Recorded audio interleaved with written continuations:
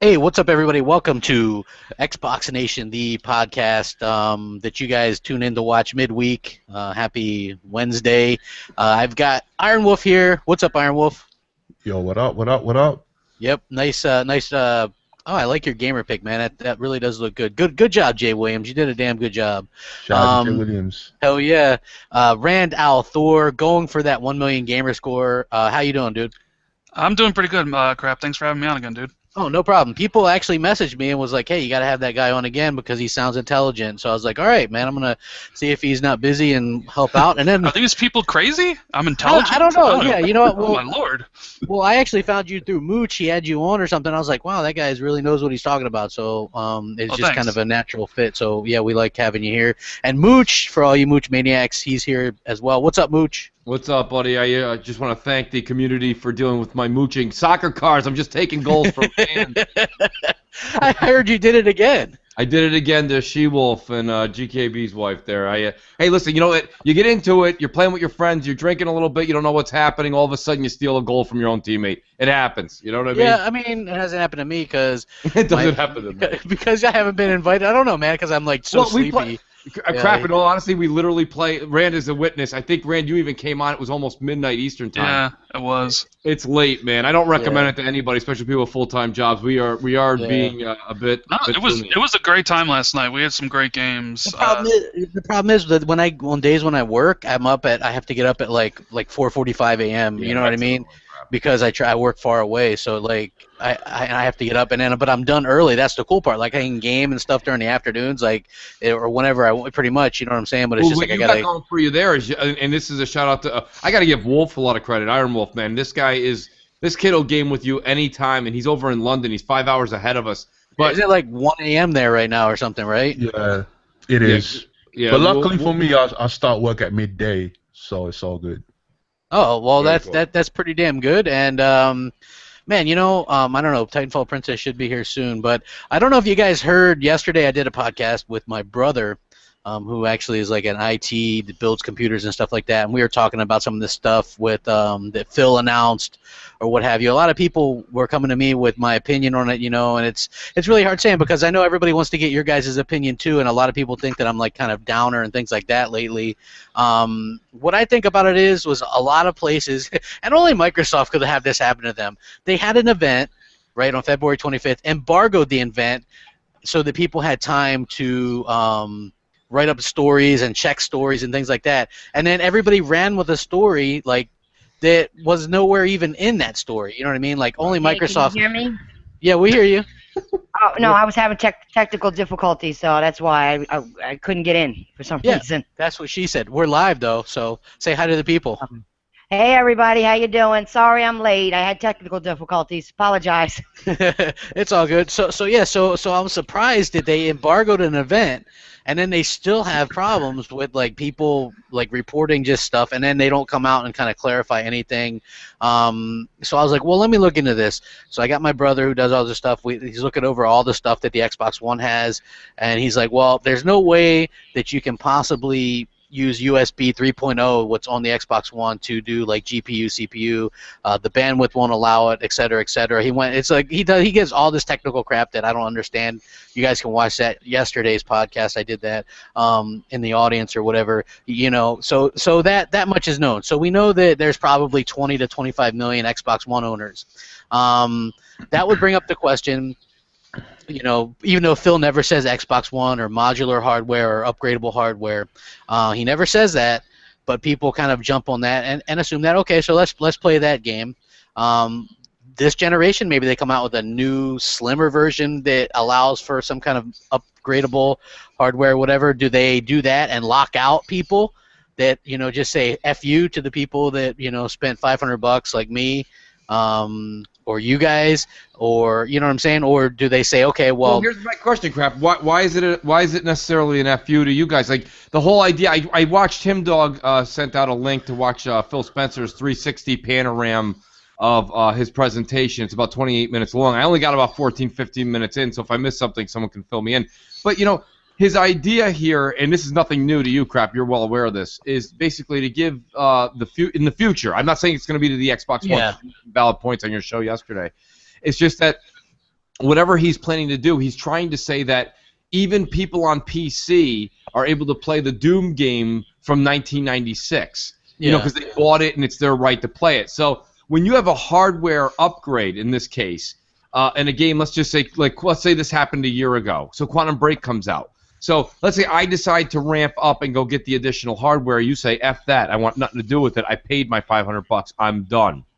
You would get the game that we're all going to get on April 5th, and I would just be able to play it at maybe I'm making this up. Maybe it's not even 60 frames. But whatever it is the enhancement would give me, mine would look a little better. Now, there's nothing really different about that than what exists already today. Like I said, I've said this numerous times on Xbox Nation and BGST, is that 2 or 3 good friends of mine are huge PC gamers in my office.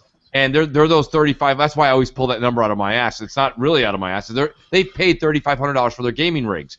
Now, they're going to buy games like Quantum Break. They bought all these other multiplats, and they're playing it at 4K. They've been doing this for a long time, 60 frames, maybe 120. These guys got some powerful PCs. Now, when I go home and play that same game on my Xbox One, do I feel like I've been slighted because he went and spent $3,500? No. I only spent $500. So now me and you, we're in the Xbox community, we're in the Xbox world. I spend $125, $150, whatever it is, for that upgraded piece of hardware. What's the difference between me and you and me and that other person on their PC? Nothing. Like, we're both enjoying the same game. It's just that I want to see it. You know what? Listen, Crap, you like Star Wars. I like Star Wars, right?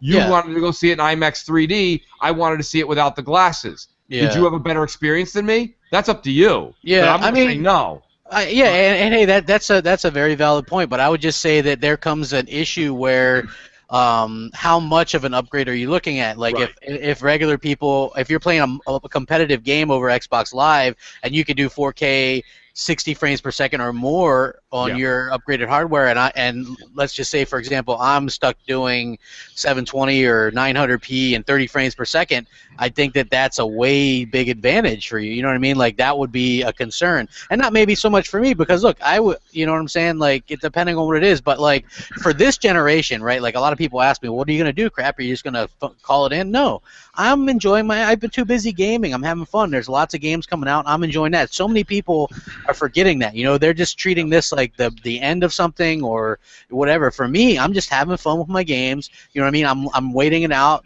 until there's something to actually fret over. I'm not going to. But I will say that I take a worrywart kind of approach. I'm old school, and the fact that if we're talking about next generation, they're trying to do that, I would have to just gracefully bow out and just say, you know, right off into the sunset, I just want a console that you plug and play, and you know, and it's static for everybody. Like, I don't have to worry about Joe Blow having better. You know, that's one of the reasons I don't PC game, right? Because I could have an entry-level PC, and I do. You know, I just got one. I just had one built, pretty good, but not like obviously 4K or anything like that. But if you play multiplayer, you know, I don't like playing keyboard and mouse, so obviously keyboard and mouse have an advantage. Maybe they have a big-time res advantage. Maybe they have a frames per second advantage. You know, I don't really like that. You know, so that's one of the reasons I would just say, as far as I'm concerned, I like the whole conformity of it. It's just a static box, you know, and that's just me. Like, if you guys are cool and everybody is welcome to enjoy their own thing, I'm not raining on your parade. That's fine, right? I'm going to enjoy this generation. I think that there's going to be great games. I mean, like, Rand, what do you think about this whole situation? It's weird because, like, I was looking forward to, like, all the news about all the new games that were going to essentially be coming out, right? Which we did. We all got, you know, info about Killer Instinct and Ori and you know, previews of Quantum Break. Even there's people that played Crackdown 3 and said it's like amazeballs, right? Mm-hmm. But the dominant headline was that Phil, you know, talking about upgradable Xbox One hardware. My opinion is that it's going to happen simply because the fact that, look, when you're head of Xbox or any division and you make a statement like that, people are going to put, like, that is what they're going to talk about. You're talking about something that's, like, essentially never been done before, right? Yeah. Where you take a home console and then upgrade it. So and they know. Well, it's been done a couple times to. Well, like, okay, the Sega like 32X and the Sega CD. I think the 64 had a RAM add-on. Yeah. But for the most part, like, Microsoft had to known that this is what the press and the fanboys and everybody would latch onto, was this idea of the next Xbox being upgradable like the PC, right? Mm-hmm. And to be honest with you, the first I heard about it, I didn't know what to think. I was sat there and I'm like, like this is weird, like because I've been gaming since the NES, and like, console gaming is you plug it into your TV, and you plug it into the outlet, and you just go, and everybody's is playing the same thing as you. Right. Now you get into this future, possibly, which I don't think it'll happen with the Xbox One. It probably wasn't designed for that, so you can probably rule that out. I do think a Slim is coming this year or next year. Hey, and it might have 4K streaming. They could do that. They could very do that for Netflix and stuff like that. And I'm totally fine with that because I'm not 4K ready or anything anyway. And I don't actually think the masses probably the masses aren't 4K ready. Yeah, the so price why of the rush TVs that? have to come down. Right. But look, if you take everything that Phil says at face value, and I think you have to, because he's talked about this PC, Windows 10, Xbox strategy like 2 years ago. Yeah. Like this is just laying the groundwork for the eventual, announcement a couple years from now. Like I think, and I've mentioned before, I think Microsoft has given up on the Xbox One this gen. It's all about the next system. It's all about getting nice exclusives now, making them franchises so they can have games to sell you for the next system. That's perfectly fine. That's kind of what Sony did last gen. Yeah. But they're also looking at it as like, is this viable? We'll re-release another Xbox and we support it for 6 years and that's it, or can we do a situation where you can buy like upgraded stuff? Because now it gets interesting when you speculate this, because now Sony's got to be thinking, wait a minute, like because this gen has been defined by resolution and frame rate, right, and by power, right. So if Microsoft's taking the approach where like, look, say 2019 the new one comes out, right, and then in 2021 the upgrade comes out, and now that version is now just obviously not as good as the PC, but now that version is way better than the PS4 or PS5. What does Sony do? Because then another 2 years later, Microsoft could put another upgrade out, and now that version's even way more killer than the PS5. And I'm going to be basic here, Rand, but I just want to hop on to what you're saying. I've been tweeting this out for the past 2 days. Sony's fucked, okay? Just for what they're fucked. They're fucked. Literally, what you just said is where the money comes into place here. So the minute Microsoft allows this, and like I said this to Crap a couple episodes too after the Quantum Break news, all of this will become normal. It will. It doesn't mean tomorrow. I don't mean next month. I don't mean E3. But it'll eventually become normal. When it does, and Microsoft wants to be bully enough to say this is the next piece of hardware you can go do. You can go get this and attack. We already know that Microsoft has the ability to do external capabilities onto their platform. We have to perform, medical surgery to get 2 terabytes into your Sony PS4. This is things that Microsoft will figure out. It's not a hard thing to do. Maybe it'll be something with the Slim that comes about. If it's not this generation, that's fine. I think when watching that 360 Panorama presentation that Tim Dog had tweeted out earlier, I did pick up another little tidbit. And sometimes you say things when you're giving a lot of speeches, things slip out. Phil mentioned the number 7. He said, consoles generally last 7 years. Now, is that what they have in mind for the Xbox One? That would bring you to a very, very, very clean 2020, which is definitely something I've said, 2019 or 2020. Yeah. And then we would definitely be getting this piece of hardware we would go out and buy again. That day one would be really powerful crap, but would have the ports or the ability to be upgradable. But like I say, Sony doesn't have the money to do this. They just don't. And if they have the money to do it out the gate in the PS5, they're not going to. We already know they can't optimize or keep software up. When you do this and you allow other hardware on to be added to the existing hardware, there's a lot of software that has to really work together well. This stuff has to be harmony, you know what I mean? Well, yeah, and Microsoft's APIs and stuff have to work for devs because let's get in a scenario where, say, there's 3 Xbox 2s out there, the base version, the upgrade version 1, and upgrade version 2. Microsoft has to make sure that a developer's game has to work on all 3 because there's no way you can lock out the base version. It's hitting a moving target. That's going to be kind of difficult. I don't know if you guys follow Seamus Blackley on Twitter, but he's the inventor of the Xbox, the original one, and he was talking about this a little bit, and he was almost kind of taking almost a stance that this could be genius or it could be Hellbeast. You know what I mean? Like the worst thing ever. Like he said, but Phil's a smart guy. You know that you would hope that, but this is exactly like the whole unification of everything is what the Windows people wanted them to do instead of making a console back in 1999. That's what he tweeted out. So, you know, I just think it. I have a question for you guys, real quick. When it comes to the upgrades that they're talking about, did anybody ever think that, you know, because like if they wanted just to do upgrades for the Xbox One, okay, what about overheating? Did that ever come into anybody's mind as a possibility? You mean for like the 360, or like when that overheated and caused? One. Yeah, like any type of overheating with an upgrade, you have to go buy an upgrade for it. With an upgrade, Nancy, put something in. With an upgrade, though, Nancy, you'd have it would most likely with the Xbox One, of course, would be an external unit. So the external unit would have built-in heat sinks. In addition to that, there's a damn good reason that 3/4 of your Xbox One is a fan. Yeah. Well, hey, I don't think you have to worry about our Xbox Ones in now anyway. That's like something that I don't think. Plus, I don't think the USB 3.0 was fast enough to transfer the information. It's not. The bandwidth isn't, and even like you know, it's. Like, I mean, what do people expect? I mean, we can all damn near get 1080p on most games anyway. Right. Like, how much of a gain would you be seriously look like this gen? I think that Microsoft is, like you said, Rand, they're building up their franchises, trying to, you know, to get people to get on board with their idea for next. It's very ambitious. I'll say that. Yes. Like people and think it's different. It's different. Yeah, it is. Because like look at it now. Microsoft and Sony are doing basically the same thing. They're losing. So you either keep on doing the same thing. You know, what's the definition of insanity? Keep on doing the same thing, expecting a different outcome, or you change the game, like what Nintendo did with the Wii. This could be their version of that. Maybe Microsoft's thinking, you know what, we can do this. This will be different. Yeah. This might catch on. Yeah. This could lead to some great things. It could blow up in their face, quite frankly, as well. Yeah, I agree. But I think it's come to a point where Phil was sick and tired of fanboys and the media calling the Xbox One underpowered. And if these rumors are true, then he'll possibly engineer like a processing unit that involves GPU rendering. I don't know how it could be done if you're connecting it, you know, through USB 3.0. Like I said, I don't know if that could be done because of the bandwidth. And I know a lot of, you know, day one buyers are going to be pissed off. But the bottom line is that you will still get to play your games old and new. And, you know, if you want your games to run at max settings, then this will be the way to go, an upgradable Xbox One. And if you don't want to buy the processing unit or whatever, then they may well announce a slim Xbox One. Or they may call it the Xbox One Plus with a new GPU by AMD.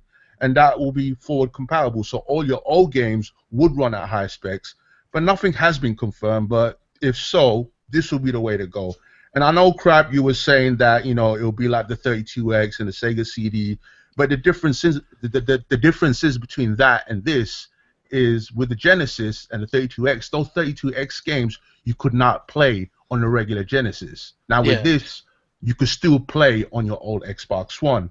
And the truth is that it's going to cut down the cost, and it'll make it easier for developers because they'll be using the same coding. DirectX 12, man. You know, real quick, shout out to Jamie Moran, who's a fan of everyone's show. Thanks, Jamie, for watching. He's the ultimate fan. He is. Jamie has made this point, and I've read that. I don't have any facts on it, but a lot of people have said what he just said, that the port for the Kinect can push through a lot of data fast. And a lot of people have said that if there was going to be something, it could very well be that you would disconnect your Kinect, and then you would hook in a viable secondary source through that. You know, I've also heard that Crap, you shot this one down, and you might be right that the HDMI slot on this particular unit would also have an issue. Yeah. Those HDMIs are old school. You know what I mean? Like that. Like this is the thing. I don't think the Xbox One isn't Phil's baby. So I think Phil has and I think he's probably building something. He's said it numerous times that he would assume that they're going to do another. It'd be smart to assume they're going to do another console, and I think that'll be his thing. I think that you can't really. This generation's, believe it or not, it's already almost over. We're in 2016. Yeah. Hey, speaking of that, Crap, I don't want to segue, but it is the middle of this generation, and there isn't one flagship game out for PlayStation 4. Go ahead, continue, please. Yeah, well, you know what? Yeah, well, I was gonna hit on the Uncharted thing in a little bit as well, but yeah, like, okay, like I think that's why I think like a lot of people were like either excited or like "F you, crap," you know, you don't like change, you dinosaur, and I'm like, whoa, you know, look, I'm still enjoying my games, I'm still having fun, I'm not like death to Xbox. Like people, like I was like playing Street Fighter 5 yesterday and putting out some screenshots, and people were like, "He's gone pony." I'm like, I'm reviewing a game, you know, the game looks good. Why can't I, you know? Crap! I heard the same shit when I played Street Fighter. Yeah, oh, you know, now she's pony. Everybody, she's a pony now. She's this, she's that. She switched over and all. I'm just playing a game that I played for years. Yeah, you know what? I have like all the consoles. I know it's like, you know, it's weird because I am very pro Xbox, which I still am. Like people think that I hate Xbox or something. I don't. I'm, you know, I love Xbox. It's like that's my thing. I'm the Xbox guy. You just want to know what's going on and hope that the outcome is good. Yeah, you know what? I play just like everybody else. Yeah, you know what I'm saying? Like I keep my options open and stuff. I don't have like for me, look, if the next Xbox comes out full on 2020 and you don't got to upgrade it for a couple years anyway, by then I might have changed my mind. I might have adapted to it. You know, like like I would have never thought that I'd be getting games digitally, but here I am. I've got, you know, some games digitally. It's like, you know, things can change. I'm human. We're all human, right? So obviously, and people would go, "Oh, you're flip-flop or you're hypocrite." I think that that's just called being human, right? It's not like well, yeah, you can change. I mean, look at this generation though. I mean, like this gen has totally flipped what people's expectations are, right? I mean, what I mean by that is like previous generations, the winner was the one who like exclusive games mattered. Previous generations, right? That's what like separated consoles, and price mattered. Like you have the Xbox One, which was cheaper for the PS4. Well, you know, when the PS4 came out, it won because it was cheaper, among other things. But then Xbox One became cheaper, but it still didn't really win. And people was like, okay, well now we'll fight it out with exclusive games. Like you'll pick up this system because it's got Quantum Break or it's got Uncharted, but that's not the case anymore. So it's like, how do you differentiate the next system? Because if you know consumers don't care about exclusive games as much as they used to, what did this? If you're Microsoft and you're sitting back, it's like, okay, what are the talking points? The talking points are power this gen. Like everything's you get Digital Foundry for every single game that comes out, and it's a comparison. And Microsoft always loses them, right? So if you're trying to build your next system, you know, number one, essentially, is that exclusives don't matter. Number two, that price is important, and number three, that power is king. So you come up with a new system. Okay, we have exclusives because that's just we have to reinvest in IP because Halo's on the downswing. You know, all their big, you know, exclusive franchises are on the down. They want to get some new ones up. But then you make a system that is upgradable so you can properly address the power issue, right? And then you make it affordable so that it properly addresses the price issue. And I think that's the exact way they're going. They're just laying... Yeah, you make a great point, Rand. And crap, we talked about this on BGST before. Rand just put it in perspective. And that is that really, it's not the exclusives that sell anymore. And we learned that with, crap, you were using examples a couple shows ago. Titanfall went out and locked that down. Who gives a shit? You locked down Tomb Raider for a year. Who gives a shit? Halo comes out. Who gives a shit? Gears is coming later. Who gives a shit? And I don't mean who gives a shit. Like, we're all excited for those games. But they're not necessarily people getting off their seat. Again, because I'm old school. Right. I'm old school, so it's like I give a shit, but I see where you're coming from. I do too. Yeah, like Sunset Overdrive. You can name quite a few of them. And nobody cared. Nobody cared. Now all of a sudden you slap this thing, you slap this extra piece of hardware on there that makes the ability to go to 60 frames per second on every game and guaranteed 1080p. All of a sudden you got people standing up doing the wave. You know what I mean? Right in fucking GameStop for you. I don't know. It really is about power. So what was exclusives for the past 20 years, it looks like the next 20 are going to be who's more powerful. And my God, we can tell. Sony's got no games. I know I keep segueing back, but that's what bothers me is these 2-3 weeks have gone by and we're like, really? I mean, don't get me wrong, with legitimate reason, because that's where the news has been. This whole generation's been about Microsoft. Good, bad, or indifferent. Microsoft's the only one that's been changing things, doing things, coming out with games. Sony's done nothing. And I love how people on Twitter are like, well, there you go. Sony's a genius. They just sit on their hands and wait for everyone to implode. Yeah, while they're sitting on their hands, they haven't done shit. Yeah. They haven't done shit. Hey, you know what? You're right, Mooch, and I'll say this, right? Look, Microsoft from the beginning has done things that the industry was like, whoa, you're doing that? You know, look, the original Xbox, they had a hard drive in there. They had 56K modem. Even Bill Gates was like, "How can you not have a 56K modem on that?" You know what I mean? Like, so Yep. so they pushed the industry. You know what I mean? And they come out with the 360, and then they were the first one to have like Netflix and that kind of stuff, right? So, I think that they could, and then they tried to do it again with like their initial plan for the Xbox One with the DRM and all that stuff, right? So, you know, who knows? They do, but there comes a point where you don't want to be the Sega. You gotta like kind of push it, but you got to be careful as well. And you have to explain yourself best of all, right? And that's the problem. They don't explain themselves. Yes, their messaging is piss awful, poor. It's right? piss poor. It is. Like, I don't get it. Like, Phil Spencer can sell anything to anyone. I believe that. I don't, like, people think that I have a beef with him. I don't. I do wish that maybe, like, he wouldn't have that PR guy have taught him how to, like, turn shit around on people on Twitter to make them sound like assholes, because he did that to me a few weeks ago, and then he did it to Rat the other day. Where he made it seem like Rat was wishing Sony to fail or Uncharted to fail or whatever. Basically, all Rat did was say, "Hey, you know, it's kind of annoying that you know what though? Phil Spencer's going to be selling Uncharted because that's all he's been talking about. Yeah, I mean, look, and VR, and VR. I've been listening to him. It's all he's been doing. He's been talking about Uncharted 4. I was like, God damn, can you shut up about Uncharted 4 and talk about something about Xbox? He's supposed to be an Xbox somebody man. photoshopped him on the bike from Uncharted 4 with Yoshida. I saw that passed around today. It was pretty funny.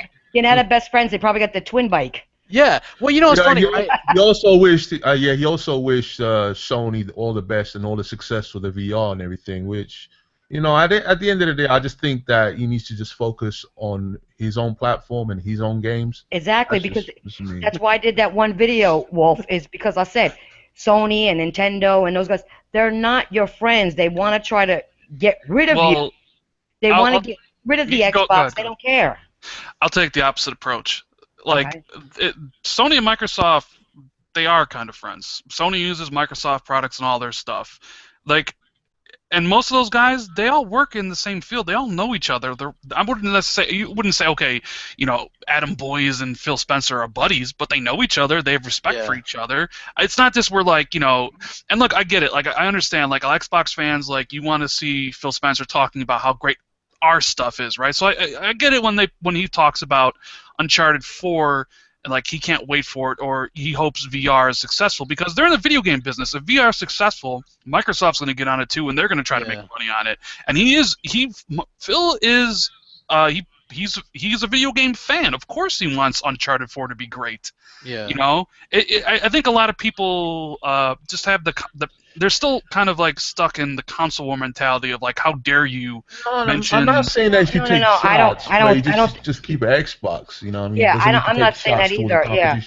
Yeah, I'm not even saying that either. What I'm saying is that you got to keep it more professional. He seems to be over friendly and not as professional. Keep it more on a professional level instead of super friendly.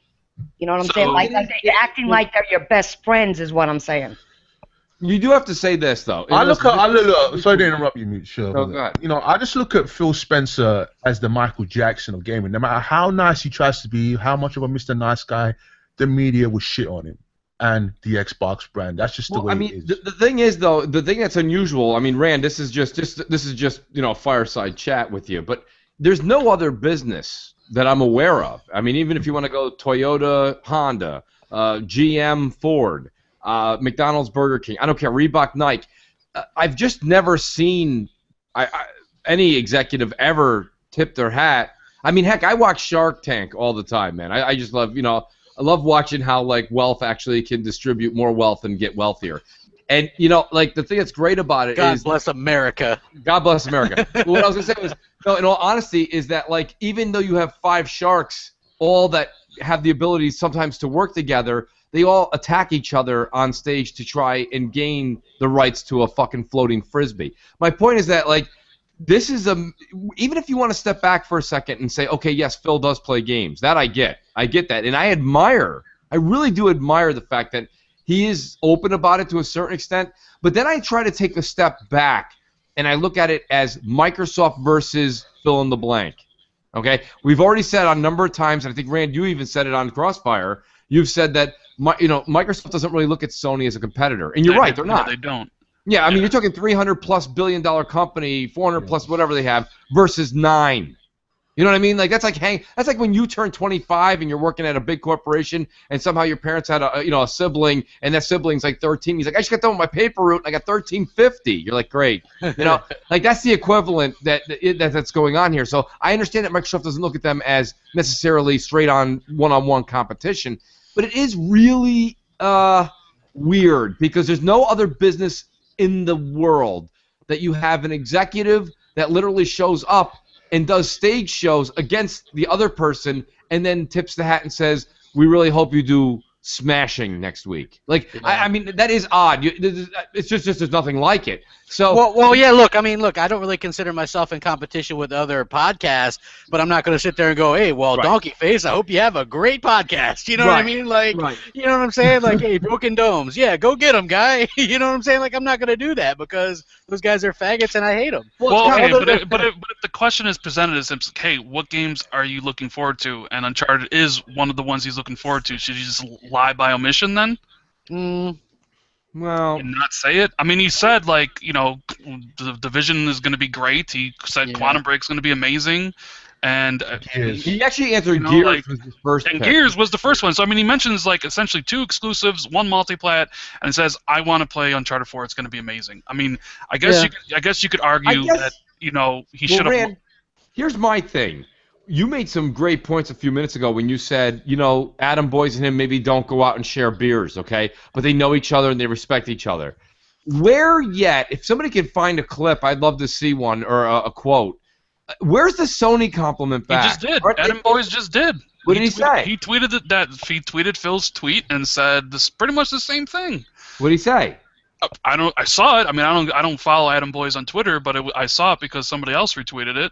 Yeah, but he didn't say, you know what, he probably thanked Phil for the compliment and said, we're also very excited for Uncharted 4. No, he didn't say that. I'm sure he didn't say, I can't wait for Gears. Well, he didn't say that either. He said he's looking for Quantum Break. Whatever he said was he patted Phil on the head saying probably I agree. I didn't see it. But he said something to the extent I'm sure of, I agree. Thanks, Phil. That's really nice of you to say. We're all looking forward to the anticipation of everyone doing really well. And don't forget Uncharted's coming out May 10th now because we don't know what the fuck we're doing. Send. So I mean, I think that's how the tweet kind of went. But my point is my point still holds valid. I don't care that Adam Boyes came out and reasserted the fact that Phil Spencer likes Uncharted. He didn't come out and compliment Microsoft.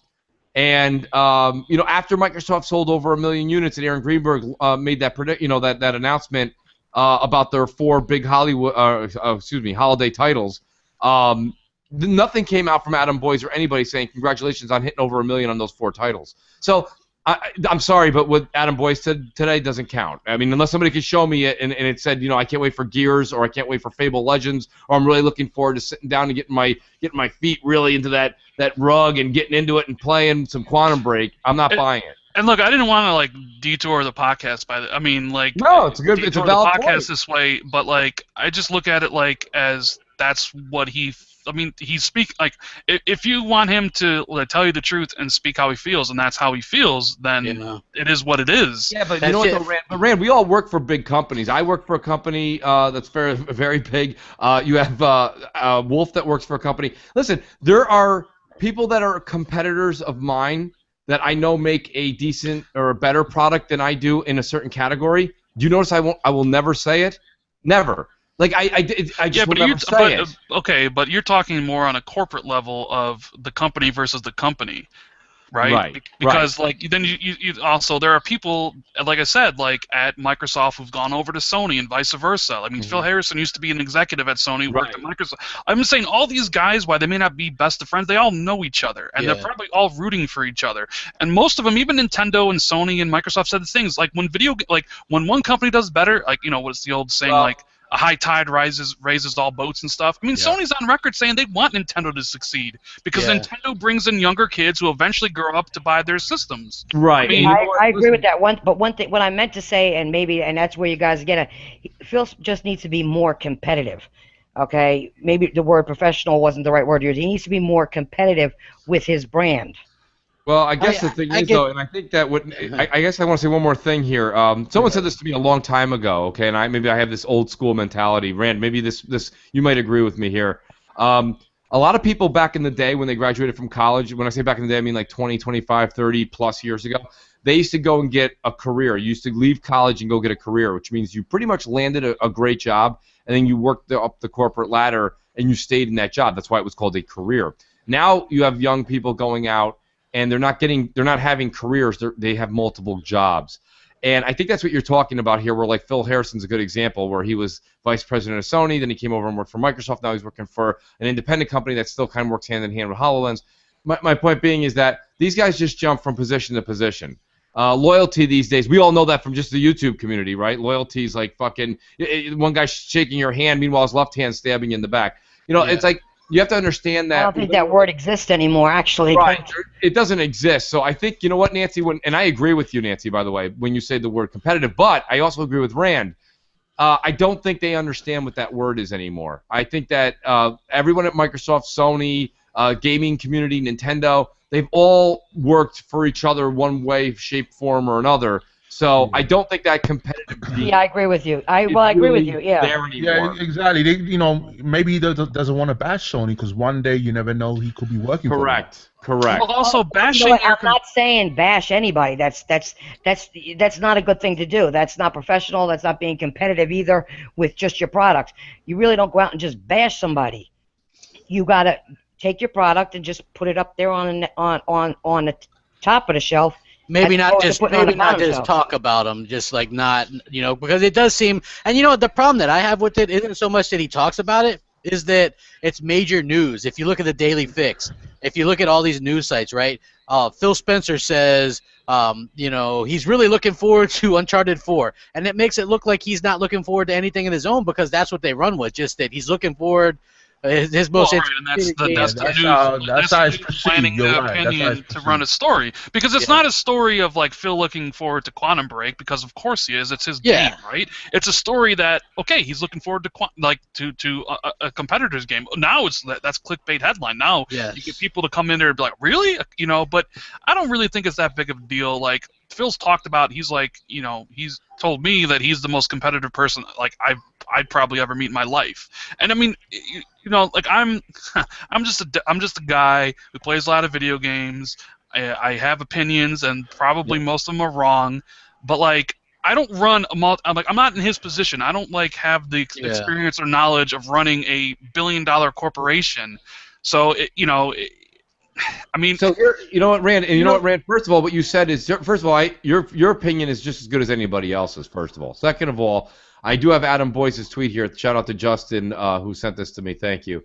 He wrote, just to recap here, Phil Spencer wrote to Raph, we should all applaud when a team does something special. Those who hope for a team to fail due to platform aren't real gamers. Adam Boyce replied to that with, truth, many first-party dev teams make great games. We should celebrate regardless of the platform, not cheer for failure. That's not the same, and that's what I'm trying to say. That was a generic way of saying, let's all sing Kumbaya, and at the same time, I prefer my platform. What I'm looking for from Adam Boyce or Yoshida, which they can't do because at Sony they would absolutely fire you if you gave a compliment to a direct game, especially going in competition with them in 3 weeks. I was looking for something from Adam Boyce that says, truth, many first-party development teams make great games. We are also looking forward to games like Gears of War and Fable Legends. Platform. You should never root for a platform a game to fail. Blah blah blah. I think he's not going to say that. I think Jack Trenton used to say some good things about Xbox back in the day. Probably. But he's no longer there though, and he's a great guy too. Yeah. I mean, hey, what up, guys? Over 400 people watching. That's pretty damn good for a Wednesday night, man. Thanks. Thanks for hanging out. Like I said, I think it's the media, but look, because I named this particular podcast, the console war is over. Like, Microsoft is disengaged from the console war. That's just a fact. They're not announcing numbers anymore at all. Fanboys aren't going to know what to do with themselves, honestly. I know a lot of people expect me to be pissed off about that. I don't care.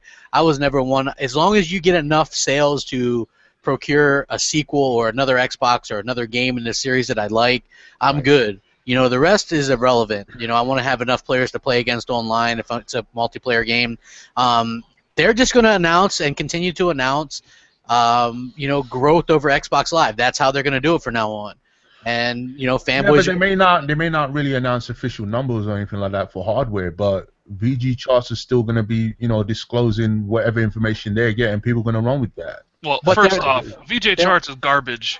We Yeah. know it's they're garbage. You know what I mean? They're inaccurate, but Well, I people mean, are but going like to run with it. but no, you can't run with it because it's trash. Like I'm of the opinion if look no like VG charts should never be uttered again by anybody in any podcast anywhere. I agree, but still, a lot of fanboys they still run with VG charts. That's just Yeah, the way it is. unfortunately they do. But you know what I do when And I it see is a VG piece of charts shit, brought those up? People charts. look at that as fact. I just That's the laugh thing, Rand. because they're so wrong though. Like they are completely wrong. Anybody that doesn't realize that they're wrong, just look at where they had Rise of the Tomb Raider, as far as sales, and then Microsoft comes out and goes, hey, well, guess what? It's well over 1 million, and they had it at something like 150,000 or something. You know what I mean? Like Wow. anybody that uses that as a site as anything or other than just for fun or to laugh. I feel sorry for them. But speaking of some sales, like I'm sure Microsoft will announce some sales, this isn't even sales, but they said the Forza series on Xbox One specifically has had more than 10 million unique users so far. To me, that's incredibly good because they've done 3 Forza games on it so far, and people continually think that they flop or they do bad. And I guess this kind of dispels that, huh? Over 10 million? I'll say a lot of it is digital though. You notice how they say unique users, right? Yeah. And like they're essentially saying if I play on Randall Thor 19 and then I make a dummy account and I play Randall Thor 20, that's 2 unique users. Yeah. So yes, it sounds like a lot. I mean, it's PR speak. Let's be honest, right? Sometimes you got to cut through that PR speak. 10 million unique users for 3 games, that sounds like a lot, but if you're actually talking about sales, it's way less than that. Yeah. Right? Yeah. I wasn't trying to say that there was. Well, no, I know, but I'm just saying I don't want but I mean, it is quite. I mean, let's face facts. The racing genre has essentially imploded since the early day. I mean, remember how big Need for Speed used to be? Yeah, Need for Speed, Gran Turismo used to be huge as well. Need for Speed used to sell 12 million copies a year by itself. Yeah. And now it's like Microsoft's like 10 million unique users for these 3 Forza games. The racing genre isn't exactly but what it is though, it's a visual showcase for the system, right? Yeah. It's like something that you can look how fucking great this game looks, and everyone's like, yeah, that really does look good. And all you really do is just drive around left on a track for a while, and it's like, this looks great. Yeah. I was taking screenshots on Forza 6, and it does. I mean, the damn game looks good, we do got to do another shout out to Jamie Moran with a great tweet out here. This was about, I want to say 3 or 4 months ago when the Sony executive weighed in on the possibility of a future release of a PS4 with improved performance. And I watched Podcast Unlocked, and I watched this, and I watched all these, all the gaming shows, and they're like, could you imagine if Sony comes out with another piece of hardware that would just be just a nail in the coffin to the Xbox? It would make it even more powerful. It would lock in 60 frames. I mean, everyone ran with it for 2 or 3 weeks. Phil comes out and says it, and there's fucking people tipping cars over, lighting cities on fire. The point of the matter, this is what I keep going back to, and if I sound like a broken record, it's because the record's broken, is that the media and Sony can never do any wrong. Sony said the same thing by an executive in the middle of a random week, in the middle of 0 releases of games coming out, and everybody ran with it in a positive nature. Xbox holds an actual briefing with an embargo and says this is actually something we're going to do, and people are up in arms. And it happens all the time. As a matter of fact, could you imagine if Halo 5 was delayed 4 times? Could you guys just probably would have been a better game. Well, you say whatever you want. Well, you just proved my point, because I think Uncharted 4 is going to be okay at best. Yeah. I think this game's got a lot of problems. A lot of people here are in the know. Me being not one of them, I'm only one of the people. You called listening. it though. I mean, look, hey, we all called it. We said that this game could be in trouble, and then we even brought it up. They 100% redid the story when the director left. Amy Hennig left. So this game is kind of, I guess, just kind of thrown together. It does look good. The fact that Naughty Dog's attached to it means that it'll probably get a free pass on some minor issues or whatever. They'll look past it. Am I a little bit worried now? Absolutely, because they just started doing. They did more mocap the other day, Like, here we are, very close to release, and they're doing more mocap. Like, come on, if you're not worried a little bit. How about the bullshit story, though, Crap? I literally, I sit there like a kid, and I listen to it, and then I laugh for a little while. It's almost like, I don't know if you guys ever saw the movie Anchorman, when whatever her name there, Veronica, says, I wanted to be lead anchor, and he's like, he's like, you're going to take that position for me? She's like, I told you that. And he's like, I wrote it in my journal. I went home and laughed at it later that night because it was so fucking comical. Yeah. Do you see what they said? We are prolonging and delaying the game so that we have enough CDs. Are you fucking kidding me? Yeah. You know how long it takes to pump out those with one picture of the old Drake on the cover? Get the fuck out of my face. I know people say, listen, okay, anyone that's listening to this show that's from any city, I don't care if you're from New York City, LA, London, I don't care where you're from. Do you know what I mean? People are making mixtapes and making their own, like, CDs, and they're pumping them out at, like, local, like, bodega shops and shit. Like, I know people that are just putting out like 3,000-4,000 CDs a week of their music. Don't tell me fucking Sony can't ramp up. You don't know how many people are gonna buy this game. We have everyone who has a YouTube channel is like, oh, they're gonna sell 3 or 4 million copies in an hour and a half. Of course. Yeah. Well, if we know these numbers, don't they? Listen, here's the point. It's more Sony lies. It's more the media taking the lie and run with it so we don't talk about it. But I'm here to talk about it. I'm here to expose the bullshit. There's no way. Listen, the other thing was, I watched another show today, Red Gaming Tech, that said, listen, everybody, the delay is another 2 weeks, but it's only 2 weeks. It's only a 2-week delay. Bullshit. It's not a 2-week delay. It's a 4-week delay because the game was it was 2 weeks bumped just a few weeks ago, and now you're bumping it another 2 weeks. So you can't take the initial bump, add 2 weeks to it, and tell me it's only 2. It's fucking 4. Okay? It's been bumped a month. They're in trouble. They're in a lot of trouble. But you know what's funny? All we ever hear on YouTube is, oh, it's going to sell like hotcakes. That shit's fucking mint. You know what they're doing? Yo, Bruce, you know what they're doing? They're probably taking out the rest of the Assassin's Creed assets that they have in the game, maybe. That could Probably have more than one. That would be funny if that took longer. Hey, we got some more Assassin's Creed pictures to take out of there. But look, I'm excited for the game, but yeah, it is a little bit troubling because, I keep waiting for that, like, big game on PS4 to like really draw me in for longer than a couple hours here or there, and it hasn't happened yet. So I guess that's a little bit disappointing. But hey, I hope for the best. They're also getting a new update, PS4, and I'll get back to some Xbox stuff here in a minute. But this was a good segue, and includes the ability to appear offline, which is a joke because the 360 was doing that like years and years ago. And it seems like such a small thing, right? The ability to appear offline. But when you got a bunch of friends that maybe hound you, like I do that on Xbox One sometimes too. Like I have a lot of followers. If I'm online all the time, they'll just send me invite after. Like seriously, I don't mean to be a dick, but sometimes I'm playing a game and I get invite to party. They just do it for like 10 minutes straight. And it just pop. It's like annoying as hell. So yeah, the ability to appear offline comes in handy, and the same thing can happen like on PS4 is like you'll be able to appear offline. Also, the big thing that nobody seems to be really talking about is they're going to allow streaming from the PS4 to PC and Mac, right? I mean, is this like a thing now? Like everybody's doing this, but the way they do it is just nobody seemed to care. When Microsoft did it, everybody's like, oh shit. You know what I mean? And now that Sony's doing it, just like do they just do things like this, like announce stuff in such a way that people don't really care as much? Like, what do you guys think? Like, because nobody cares about this. Like, it's just fine.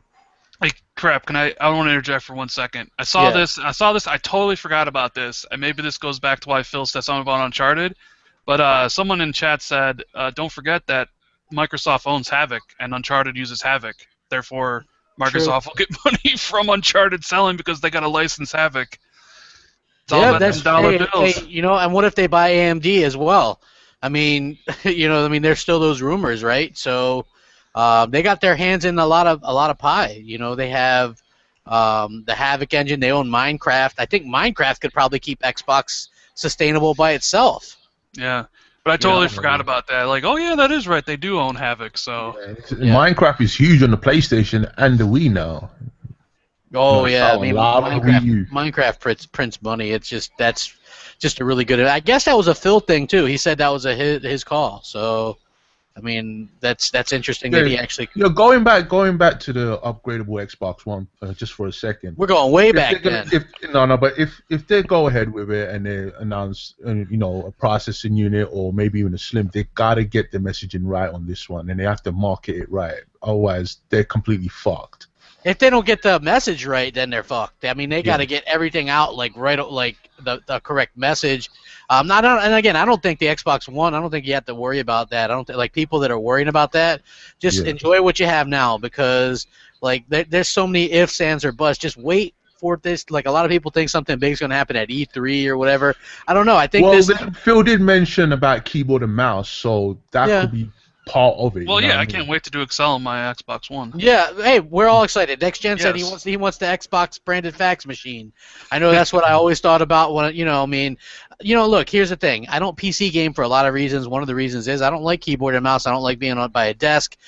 Where on if you're in a living room or whatever, where are you gonna hook this stuff up? I guess you know what I mean. Like I guess to me, I don't care. Like if some people want to use it and they want to allow it in like a RTS game or something, more power to you. But they better damn well have a way to stop that stuff from being in competitive multiplayer games. They do. Yeah, I mean, I would hope so. You know what I mean? Like, I'm not gonna bitch about it anymore. If they're a smart company. If they have this new accessory, right, where like it's like a glove, right, where it has like a mouse ball where you could just roll it around like a mouse, and then you could have the 2 clicks with it, and then obviously on the other side, on the other hand, it could be like a keyboard, up, down, left, right. What do you think about that? That way you don't have to be hunched up on the table or anything like that. Because I think there was one of those that existed for Timefall on the PC. I don't know. I like my controller, man. It's just I want to play against other people with a controller. I don't want to I don't want to mess with people that are like. It's bad enough. Like you could tell when people, if you play Killer Instinct online or whatever, you could tell when somebody has a fucking fight stick, right? Like you just get fucking whomped. Like no lie, you get your ass whomped, and you're like, whoa, this guy's got a fight stick. You know what I mean? Like you stand no chance. I could not imagine just playing a game, Call of Duty, Battle, what have you, and just getting your ass kicked and just knowing that motherfucker used a mouse and keyboard, right?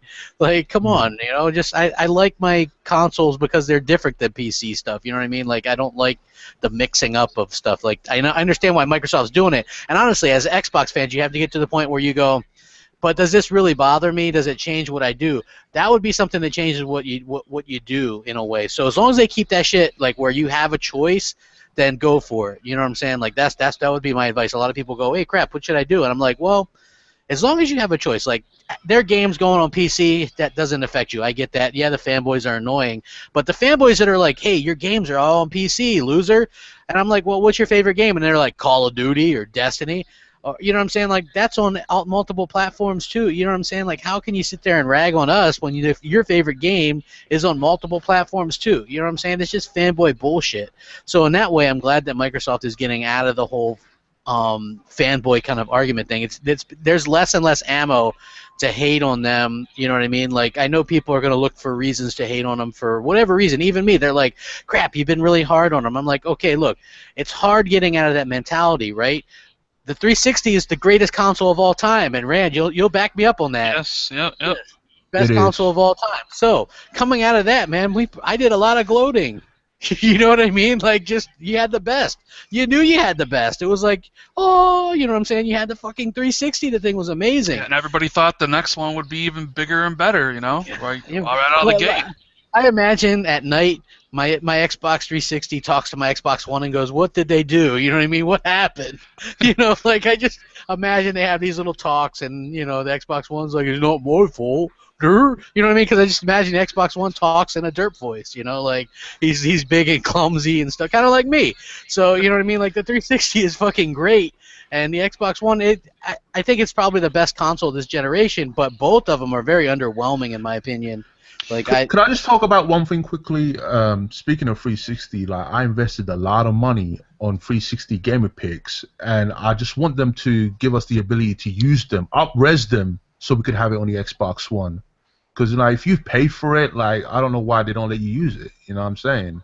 And I see the gamer picks there, but it has a background with all gray in it, and it's so small. And you Yeah, I don't can't know. even I don't know see why. it. I mean, there's a market there that will buy those. Like they could easily make new ones and sell No, them but and get I've them in the invested a lot of 360. money in them, and I want to use my old Street Fighter ones and my Gears of War, Halo ones. I want to use them. Yeah. Yeah. Well, what happened to the? You used to be able to buy like custom backgrounds and stuff too. I used to actually buy those because they were only like $1 or $2. You're talking about themes and stuff. Yeah, The they were themes fucking or awesome. like all that stuff. I like that. Wasn't that making them a good amount of money? Yeah, it made them a lot of money. The dashboard is like what's on there is just takes up so much of the screen that Yeah. like you wouldn't really even be able to like I get the gamer pick thing because that's just why wouldn't you want? But I know why they can't do it because all the artwork that was made for that stuff was made to display for the 360 at whatever resolution. They would actually have to redo all of those gamer picks to then upscale them on the one. They're not going to do that because They could up-res them easily. no, they won't. They won't do it because they'd have to actually then like get new ones, and there's no money in that. Well, it actually comes down to what you said initially, Rand. Like, there's just so much mumbo jumbo on the screen, you can't even see the. Like, I used to actually give a shit what my picture was in the back. Now I've had the same like artwork from an achievement I've had in my background forever because it doesn't matter it doesn't matter what picture you have up, you can't see it. Well, Hey, I have a buddy who spent over $500 on gamer picks and over $1,000 on themes on the 360. Jesus. So I mean, like, there are people like him who will do that. They're missing out on free money. Like, They are. so- But like PS4, they have paid themes and stuff. You can go in there and get like paid themes or whatever. Like to me, that was one of the biggest things with this generation. Like we're all excited because guess what? There is the new updates to come out, and guess what? You can finally the ability to include party chat to Twitch streams, which is new. But the option to have your voice chat go through speakers and the headset. That's something the 360 did. Yeah. Like it's like they're getting these things, and look, I get it, right? They're good, but it's like, why this stuff should have all they're been ancient here. ideas. Day one because feature, man. the Xbox One is a Frankenstein. It is, It's- goddamn. It's not what they originally envisioned. So like it's running a new operating system because it wasn't running Windows 10 at begin at the start. Now it is. Like the people who designed it essentially are out of the company. So now you have Phil and his team doing what they want to do with it, and it's like patchwork together. They're doing a really good job of it. I mean, look. Okay, do you guys remember like when the Xbox One came out, and if you wanted to play Rise, you could only be in a party with 2 people. You like anymore, and the game wouldn't even work. Yeah. Or even if you joined somebody in a Dead Rising game, it would automatically pull you in there to Dead Rising no matter what game you were playing. Like, what the hell were they thinking? Like, they fixed it all and they've rectified it, but it's like it just goes to show you how much work they actually had to do to get it to the standard of the 360, which was already out and they already made. It blows my mind how much they fucked up. It's still to this day, just thinking about it, how like. I did a podcast back then, and I was asked, like, when the Xbox One came out, I was like, what are your initial thoughts on it? And I said, this fucking thing's a travesty. It's a goddamn travesty. And what makes it even worse is because they had perfection right there. The 360 was perfection. And you had the blueprints for it, everything right there. You built it. It was right there. And you make this new thing, and it's a goddamn monstrosity. I fucking couldn't stand it. Oh, my God. You're going to have me raging here in a second. Moving on to the next topic. He's raging. He's choking on his anger. But, yeah, like I agree. And it's like, look, we are getting new things like customize the DVR, record that link. You're going to be able to do 15 seconds, 30 seconds, 45 seconds, 1 minute, 2 minutes, 3 minutes, or 5 minutes just from doing the record that, which is cool. And what I think you'll like is the track achievements guide is now on the thing without having to be a fucking that's app. awesome. That's awesome. Yeah, like it's still an app. They just moved it to now. It's still an app because you can still snap it. Oh, okay. So it's just for easier access. They kind of have it right there, which is great. Yeah. Like I would be happier if the damn things worked all the time like they're supposed to, but 16-person party chat. I hope that they like get that like working really well because I have problems with the party chat as it is. Sometimes like people can't join or just kick you. I'll say this, except for the first few months of existence, I've heard crap you say it a bunch of times. A couple people have said it. Just lately for me. I've had no issues with party chat at all. Like ever, except for the initial, bumps that we had when we first out of the box. As far as all the things that have just been coming to fruition that we had with the 360, that is puzzling. There's not much you can really do to defend that. That's very odd. Unless whatever when they sat in a boardroom and they had like 50 million things on the board and they're like, what do you think is really not that important to our fans? Like the ones with the option to have the speakers, hear people through your speakers or your television. Yeah. it's funny because the only time that ever did that was when I accidentally hit it. I mean, I never wanted that option anyway. So when that was gone, to me, that was like, I don't know. To me, that was just not, that was irrelevant. But well, I mean, you know what? Just real quick, I used to use that when I would record because it's always funny hearing people in the party chat, and it's really hilarious. Right. Like to me, that stuff's funny. Like we used to do this thing called the Gears of War bullshit kill of the week, where because my team would always just go, oh, that's bullshit so much. I was like, this is too funny. I'm gonna start recording this. So then you'd always get like some kind of bullshit, and then you'd go, oh, this is bullshit, and then I would just start uploading those to the channel. You know what I mean? Like a lot of people like that, or if you're like streaming through Twitch or whatever, even like you needed like an Elgato or something to do the 360 streaming or what have you. But to have the voice go through the TV, that you needed that. And you make a good point there, Crap. But the one thing I like to always just bring back, everything is, the grass is always greener on the other side. In this podcast, we were calling the Xbox One a Frankenstein, which, don't get me wrong, I understand where that's coming from, and your points were valid to follow. But have you? I mean, we boot our 360 up a lot because I let the kids usually jam out when they're just jamming out. I don't want them messing up the Xbox Ones and shit and the new controllers I got. I let them play on the 360. They're still very young. The 360 like moves at the speed of molasses. It's slower than shit. It's louder than shit. 3 years there was civil suit cases for Red Ring of Death. I mean, I just think we're painting a rosy picture on something that wasn't quite as rosy. I won't hear that, Mooch. That's blasphemy. I'm sorry, Crap. No, don't get me wrong. As far as game quality and fun, I had a blast with my 360, so you're not wrong, Crap. But, I mean, it's always the grass is always greener. Like I told you, like you ask your grandfather when you hang out with them over the weekend or any holiday, ask him how school was. I'm like, school! When I got hit on the hand with a fucking razor blade and I had to walk through snow, like, they didn't walk through anything, and there was, they never got punched in the face by the teacher. Well, for me, it has a lot to do with the games library. Like, I have so many of them, like 500-600 games, you know what I'm saying? Like, just the games are great. Like, I'm talking, like, big AAA games, like, not little indies and stuff, you know what I mean? Like, huge games. It was like really like the achievement thing that started on the 360. That's one of the reasons why I love the Xbox. Like I know it sounds so stupid, but it's like it's hard for me to go back and play games that don't have an achievement system. I just can't. It's hard to do. You know what I mean? It's like and people go. I just want to touch up on the game DVR thing. I really think Microsoft should give us the ability to record the party chat on the game DVR itself. So when there's an immediate reaction, the Xbox One could capture that. And going back to the 16-man party chat thing, I think the reason why they, put it up to 16 is because there's possibly a new mode for Gears of War 4 that will be 16v16, and the beta is just around the corner. So that could be the reason. Like they did it with Halo 5 Guardians with the 12v12 Warzone. So I think Gears of War 4 will get something equivalent to that. I think so too, because you know what, there was people like like even games like Battlefront, which have that they have no voice chat in game. So people that play together, and there's like 24... And when they make these changes, they will do it because of their first-party games. They're not doing it because of third-party. Yeah, so what, you heard a rumor that there's going to be possibly 24-player online? 32. 32? How the hell are you going to do that with Gears? Yeah, with Gears, 32 on 30, that's 16 on 16, that's a clusterfuck. That's a clusterfuck. That's insane. No, but it'll be huge though. So that's what I'm hearing. But like, it may not be huge, true, but that could be the reason why they made it 16-man party chat for that reason. Well, it also could be to help Halo because Halo 5 has that new firefight mode coming and all that stuff, which is something I wanted to touch on as well.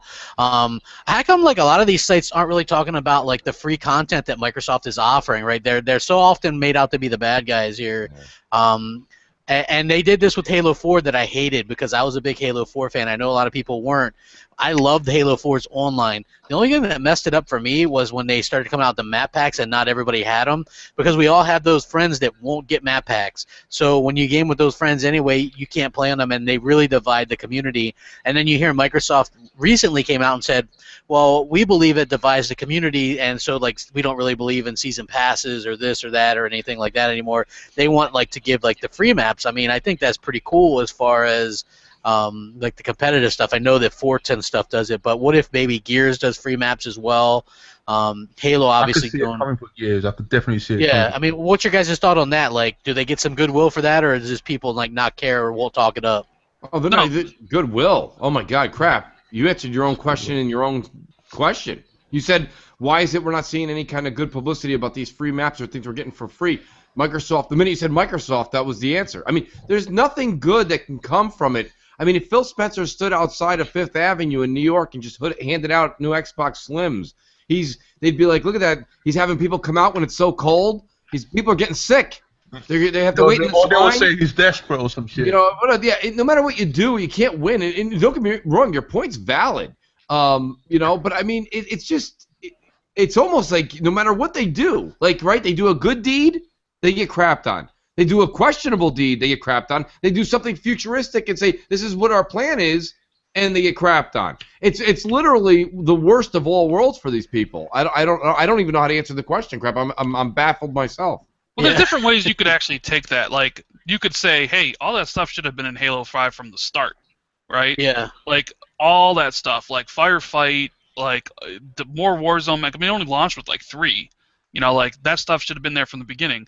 The reason I think they're doing it is because they want that monthly press, that regardless of whether IGN or GameSpot pick it up, they want that, like, Xbox Wire or Halo Waypoint news of, like, here's what you're getting next week for free, you know, and, like, so it starts to see the retention. And Microsoft's already said, like, Halo 5 has the best retention rate out of any of the Halos. Yeah. So, I mean, people are coming back and playing it, and I think it's a winning strategy, mainly because, you know, normally you would sell DLC and sell the map packs because it costs so much money to make, and you need to recoup those costs. But they have that built into the game now with the rec system. Yeah. And they're making money, so much money hand over. And I'm not saying the rec system's right or wrong. I'm just saying, like, that is why we're getting that. They can make these things. They can do this long-term, 1 year worth of updates for free, and not have to worry about, you know, the studio shutting down because nobody's buying the game. Yeah. It's trying to make Halo relevant again because, let's face it, after, you know, I know you liked Halo 4, but most of the people didn't. So the lackluster reception of Halo 4, coupled with the god-awful launch of Halo Master Chief Collection, it, you know, put a stink on Halo 5, and a lot of people didn't want to touch it. This is all to maybe try to get some of those people. Like, I'm a huge Firefight fan. I heard that news. I'm like, I can't wait. And I'm sure there are other people out there like, fuck yeah. Now I'm finally going to play Halo. When Firefight is out, I'm coming back to the franchise. Yeah. You know, and then they come back to it and they see how good it is. Yeah, the single player is like hit or miss for people, whatever. But it seems everybody says they really enjoy the multiplayer. Multiplayer is really good, and it's so varied now. To be honest with you, it's probably the best Halo multiplayer.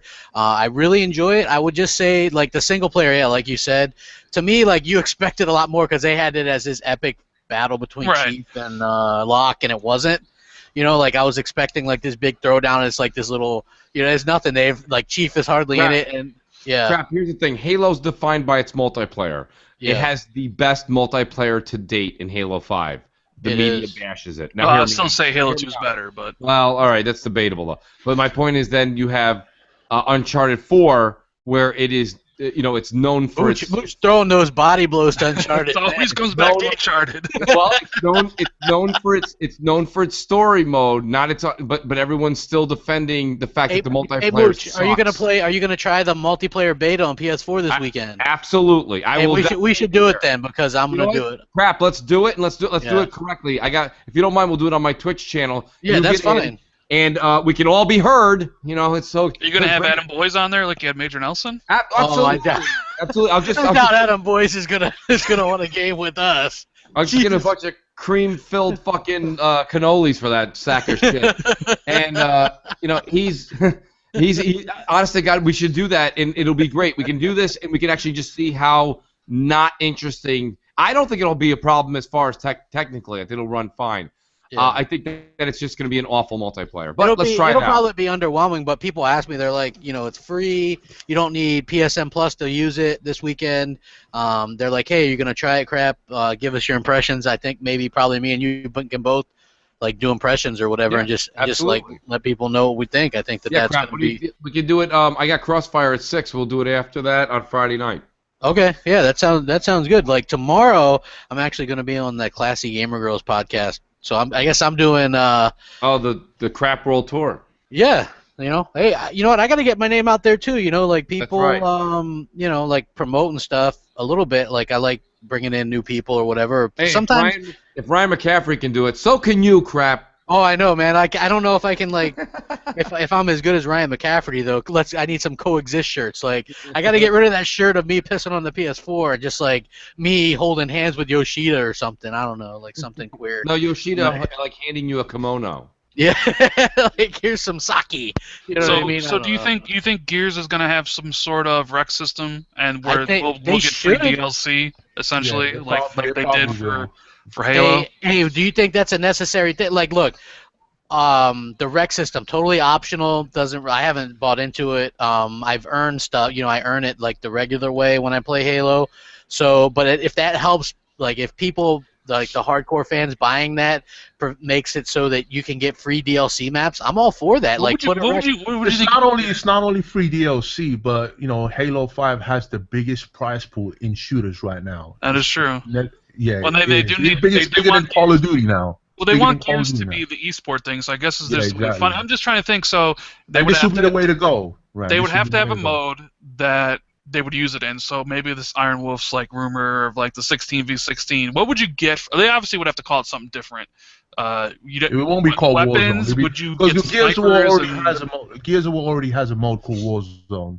As you know from Gears 1. Right. So, but I'm saying because the thing with Halo is if you don't like the rec pack system, you can just fucking play Arena, and you never have to worry about any of that stuff. Yeah. Most of that stuff is only going to be cosmetics anyway. You know what I mean? Well, no, but I mean, saying you're going to need a playlist where none of that stuff matters. Like if like for Halo, like if I don't want to have to worry about Warzone and my rec shit, I can just play Arena 4v4 all day long and not have to worry about any of that stuff. So I'm saying is like Gears would have to have a similar setup where it's like one mode designed for it, and then another set of modes where like it's just regular Gears 5-on-5 action, right? Yeah, probably. Most likely be the same kind of thing, but it's done differently. Well, no, it'd be a good way to fund a prize pool to get like Gears Esports off the ground because essentially isn't it kind of dead? I mean, I know they're trying, but like there wasn't really anything for it. Yeah, they only get like 16,000 views. Like, if you think about that's what Killer Instinct did. Killer Instinct remember when they put Shadow Jago on sale that first time they used the money from the community when they bought those and then actually funded the prize pool for the tournament. So. And that's kind of what Halo did. I could see them doing that with Gears too because these communities are really tight and they really like that's the positive stuff, you know what I mean? I know a lot of people try to look at those as negatives, but for me, I think that's the community coming together. I would rather have that than not. And speaking of Killer Instinct, Season 3, March 29th, and it's going to launch with 4 players: Rash from Battletoads, Arbiter, Kim Woo, and Tusk. So you're going to get 4 characters right off the bat on the 29th of March. And that's March 29th, and then April 5th Quantum Break. So that's 2 exclusives in a week. I mean that's actually I'm very excited about that. I'm looking forward to. I love Killer Instinct. I'll get my Arbiter on and I'll beat up. I can't wait. I can't wait to do that. You're gonna beat up me on there, Rand?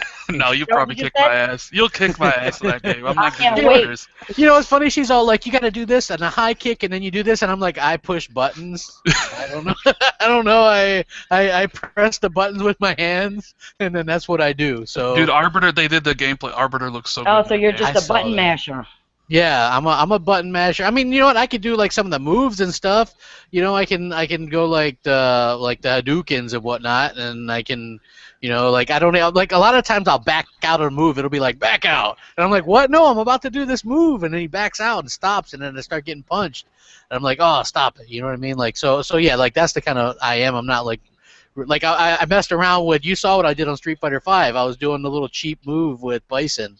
You know what I mean? Like the little slide kick, because I remember doing that when I was a kid on the Genesis, and that shit still works. Like it's 2016, and I can like trap people in the corner just over and over using that slide kick. It's like ridiculous, but so you're a spammer too?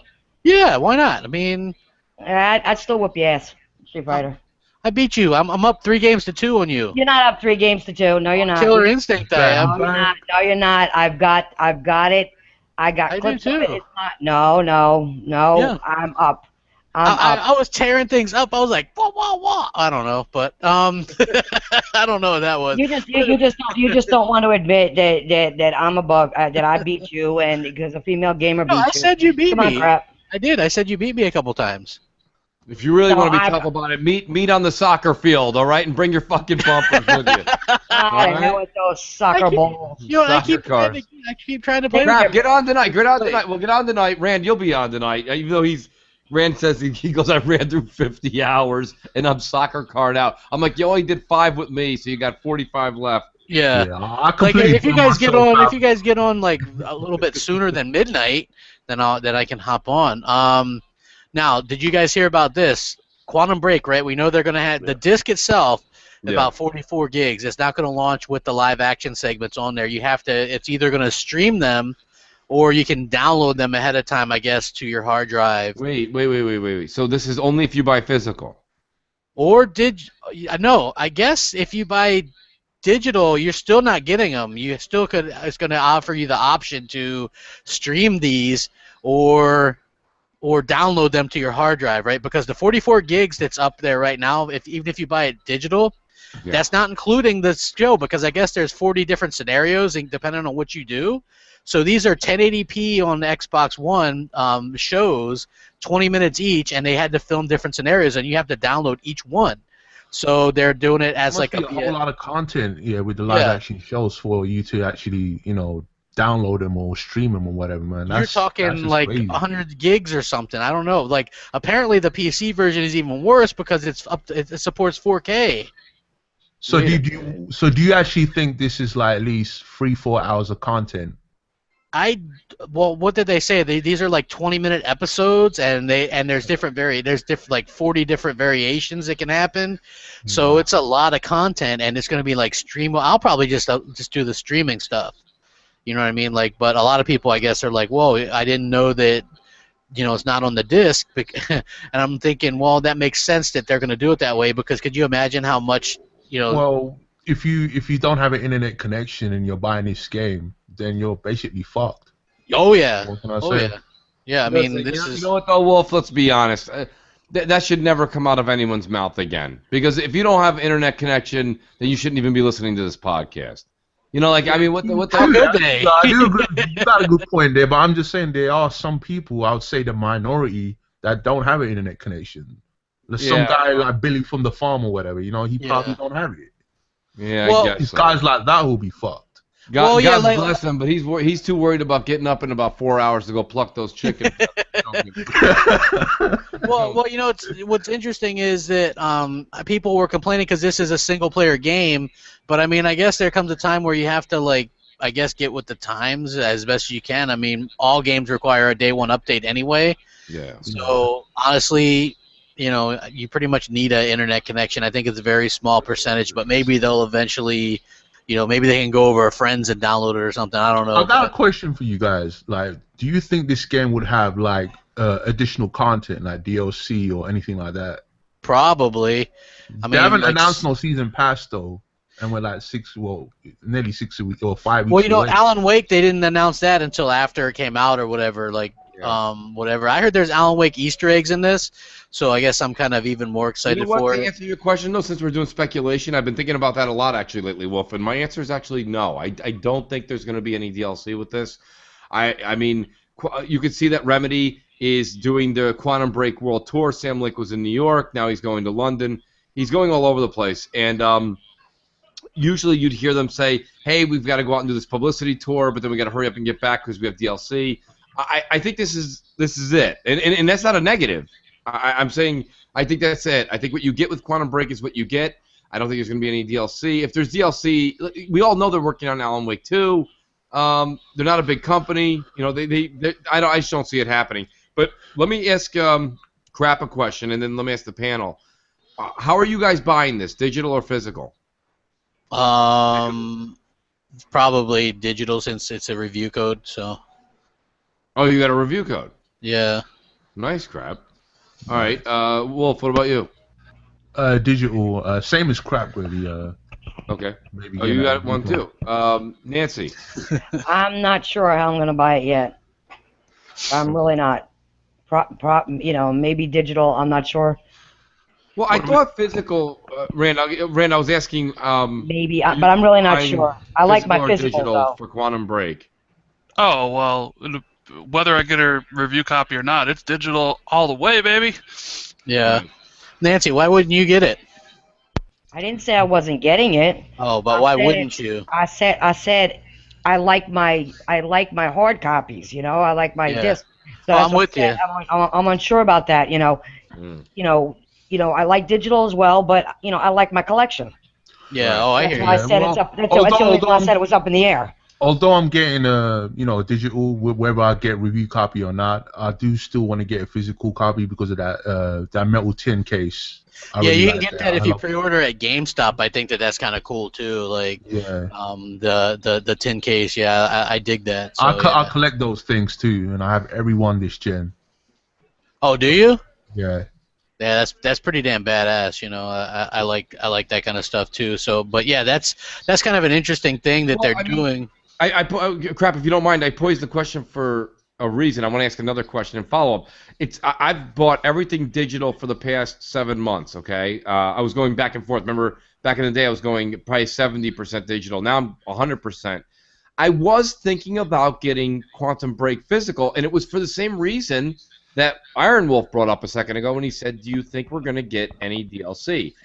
With not hearing about any DLC, and I don't think there's going to be any DLC, after you put a ton of hours into this game, I mean, I'm not a collector. I've said that many times on BGST. I don't collect anything. It's just not my real. I don't really collect a lot of stuff like that.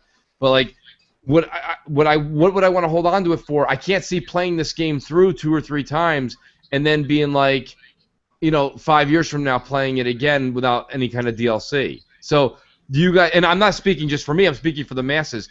I think this might be something that a lot of people may think about picking up physically because they may trade it in when they're done. I mean, and that's not Yeah, there's necessarily. no multiplayer. Yeah, there's no multi. So I mean, this is one of those ones where I'm actually contemplating going back for my 100%, which would drop me back down to 90%. I'll grab. I was thinking about getting it physical, playing the crap out of it, and then being like, I'm done with it. I mean, what am I gonna? You know what I mean? It's a story-based game. It's movie-based. There's different scenarios. You check out the different scenarios. I mean, when you're done, right? I mean, like crap, you're not playing the order again. I mean, It will take a long time, Mooch, to get 100% on Quantum Break. Well, I mean, if there's 40 different scenarios, it probably take a long time. But you know the way it is, though. Well, let's say you went through and beat Quantum Break 3 times, 3 different scenarios. You didn't even touch the iceberg of all the different scenarios. I don't see you playing it 17 times.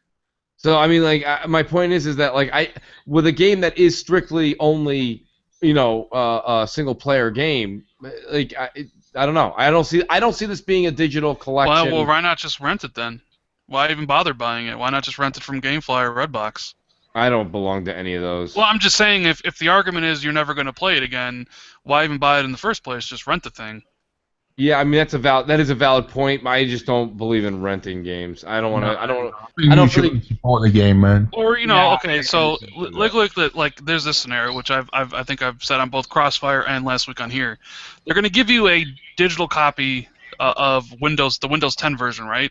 Right. Which they'll give you a code, so you can essentially probably sell that code to someone for $30, which then makes your digital copy of Quantum Break $30 on launch day, which is going to be cheaper than any physical copy you buy. Rand, I think what you said holds water, but anybody who has an iPhone or anything that has any kind of like worth after 2 years, there's companies like Gazelle that'll give you $120 or $140 for your old iPhone. And you're like, fuck you, Gazelle. I can sell that shit for $200 on my own. And then you go out there and you do it a couple times, and you're like, this is a pain in the ass. And you end up giving Gazelle the $120. My point being is that you say that you can take the $30 for a code and do that, but first of all, who's going to send you the money, not knowing if the code is used, and blah, blah, blah. I would do it on eBay. It's a lot of work, though. It's a lot of work. It's not no, as but easy as I get what you're saying, but I mean that argument can be used for any game essentially. I mean, there is no game I've played. Well, no, there's no. I mean, for me, single player games with no multiplayer and no DLC in the future. Yeah, but I mean, okay, look, I mean, like, I think there's going to be some kind of DLC. I would almost guarantee. You mean like something equivalent to American Nightmare, like a what if Alan Wake's Return is the DLC for that game?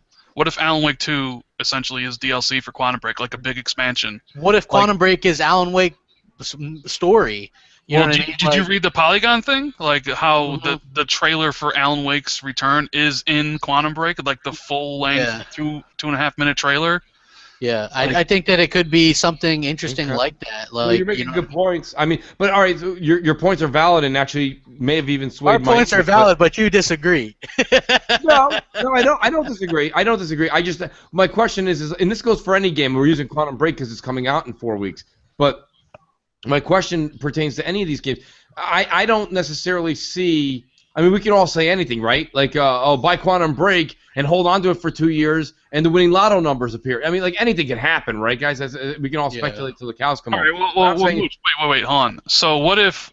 So would you be more inclined to buy the game if it had attacked on multiplayer mode like Uncharted? Then is that what you're saying? Yeah. So you're advocating for devs to put in a worthless multiplayer mode that nobody plays because you don't feel good in buying a $60 purchase for a single player thing. So No. You're twisting words. no, but I never said that. But I'm going to buy it. My point is, I'm saying, but you just said you'd feel better if they included a multiplayer mode that you would never play. Maybe once or twice. That's what you're assuming, though. He probably still play it. But why would I? I don't need a non like a who gives a shit version of a multiplayer to be thrown in there. But at least tell me there's some DLC coming. Like when Tomb Raider came out, they said, "Hey, DLC's coming," and I'm like, "Great." That's why I bought it digital, because whether I want to play it or not, I have options. True, and you're right. But we didn't know about the DLC until like 2 weeks before the game came out, and then the season pass stuff hit. Right. And listen, we're speculating, right? We're 4 weeks out, but typically with Remedy, they went gold a couple of weeks ago. Like they're not going to hold out on telling us DLC's on the way. Well, they might, because there's usually some blowback when you announce DLC that like too soon. Like I think they want to announce it like, because what happens is they want people that buy it physical to keep it. You know what I mean? And so since it's a single player game, I'm going to go ahead and say that I haven't really heard of many single player games, especially big ones, that don't have some kind of DLC. So they're going to want you to keep that game from trading it in. Crap, let me answer Rand's question with a very good example, Rand. I bought The Last of Us on PS3 with absolutely 0.0% chance in my mind playing multiplayer. I beat The Last of Us the story, and then I played 2.5 to 3 months straight of The Last of Us online because I thought it was a hidden gem. Yeah.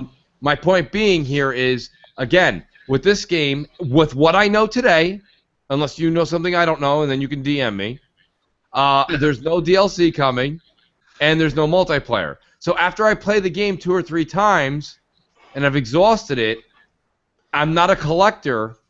Why am I keeping it?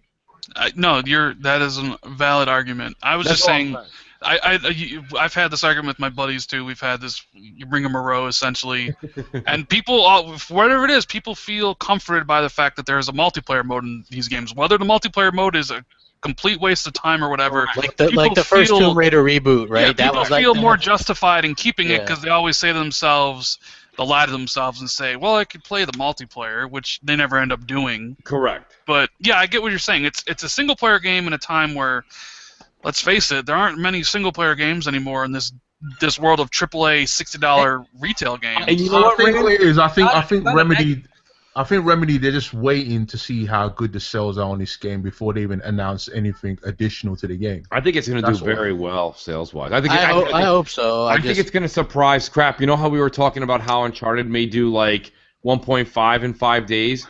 Yeah. I'm not sure. I am not sure if Quantum Break will do that much less. I really don't. This game, with the media hype that has been around it the past 4 weeks, plus it's really the only thing coming out in April now, and everyone will already have 4 weeks behind them in the division, which we know if it follows any kind of like game code from Destiny at all, within 4 weeks the hardcore people are already going to be max leveled. And one thing I want to add to that, Mooch, is that Remedy, they have a huge following on PC.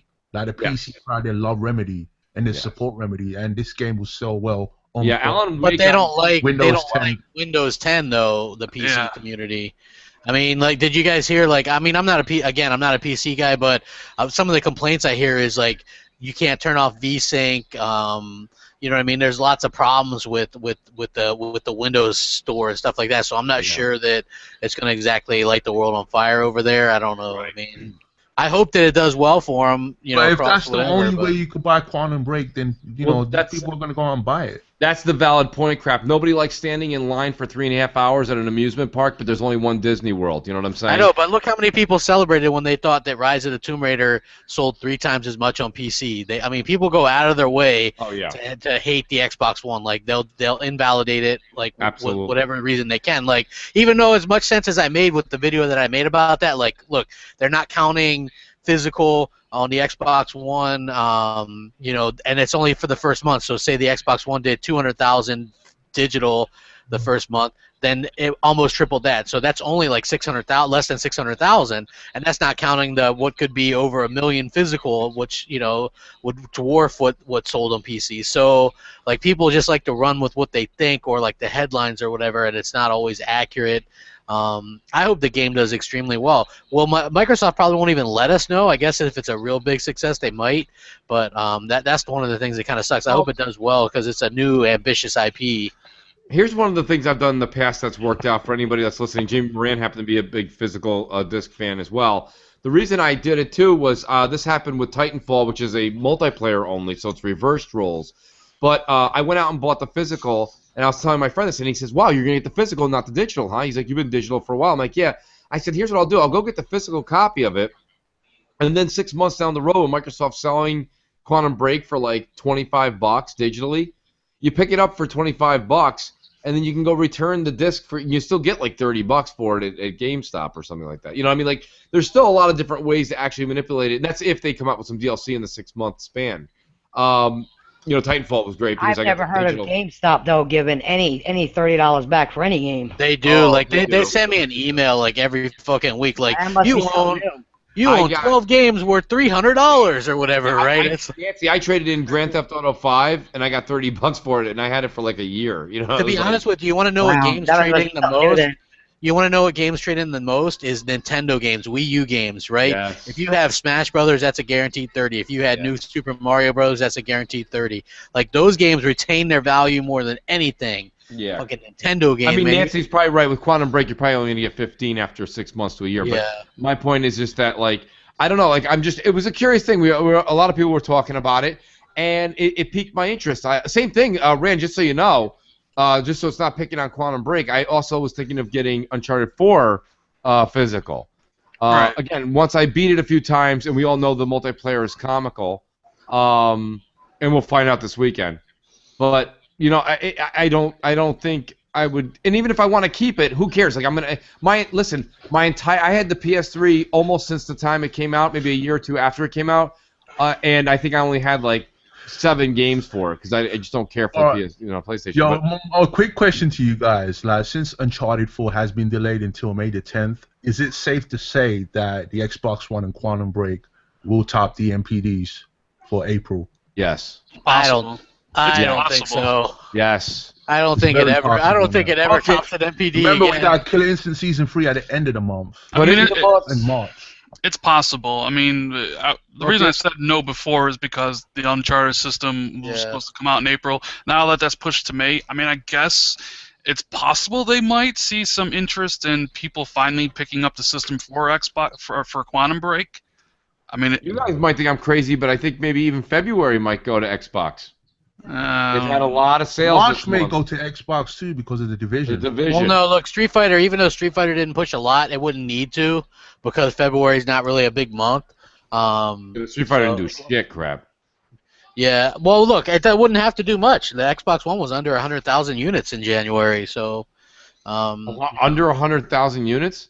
Yeah, that's what the rumor was, that it was under 100,000.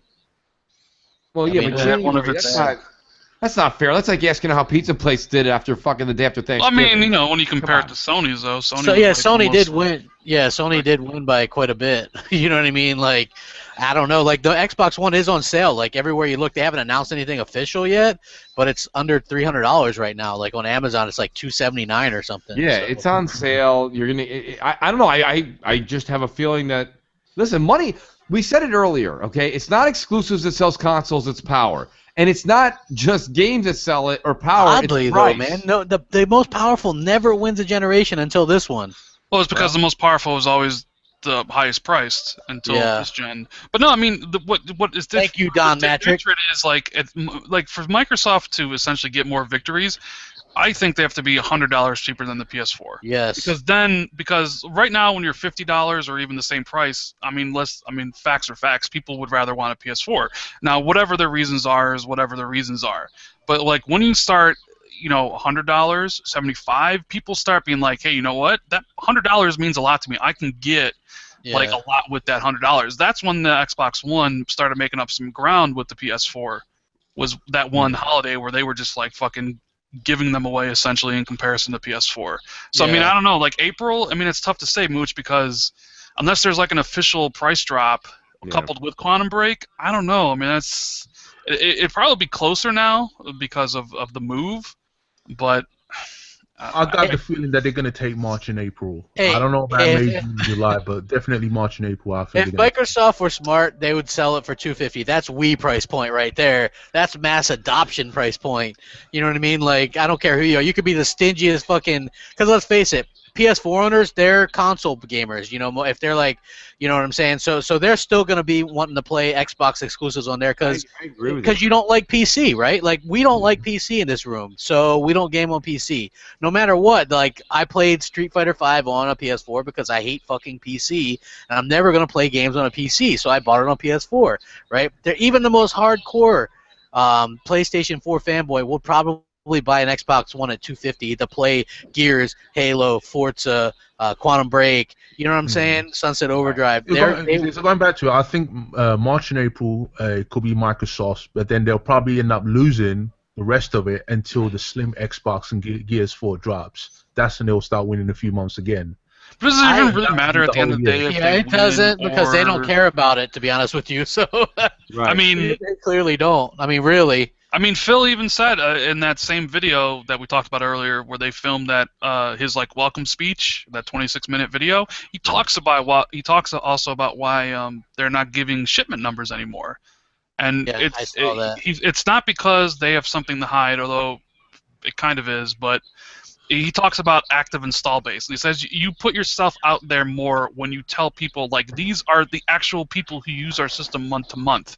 Because you can go and say the Xbox 360 sold 90 million copies or units last gen.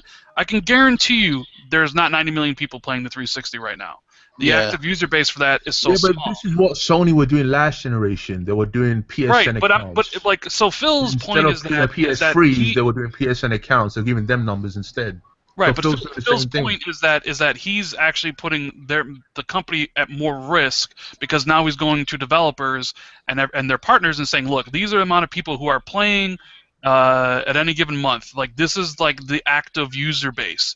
And you could say, I mean, that's risky because now developers can either decide not to or decide to, right? Because now instead of saying, well, they only have 20 million users, but actually out of how many of that 20 million actually use? Like, Mooch always brings up, like, Sony has 40 million or 36 million, but how many does Sony actually have out of that 36 million that actually play on a monthly basis? Right. I've never seen them announce anything.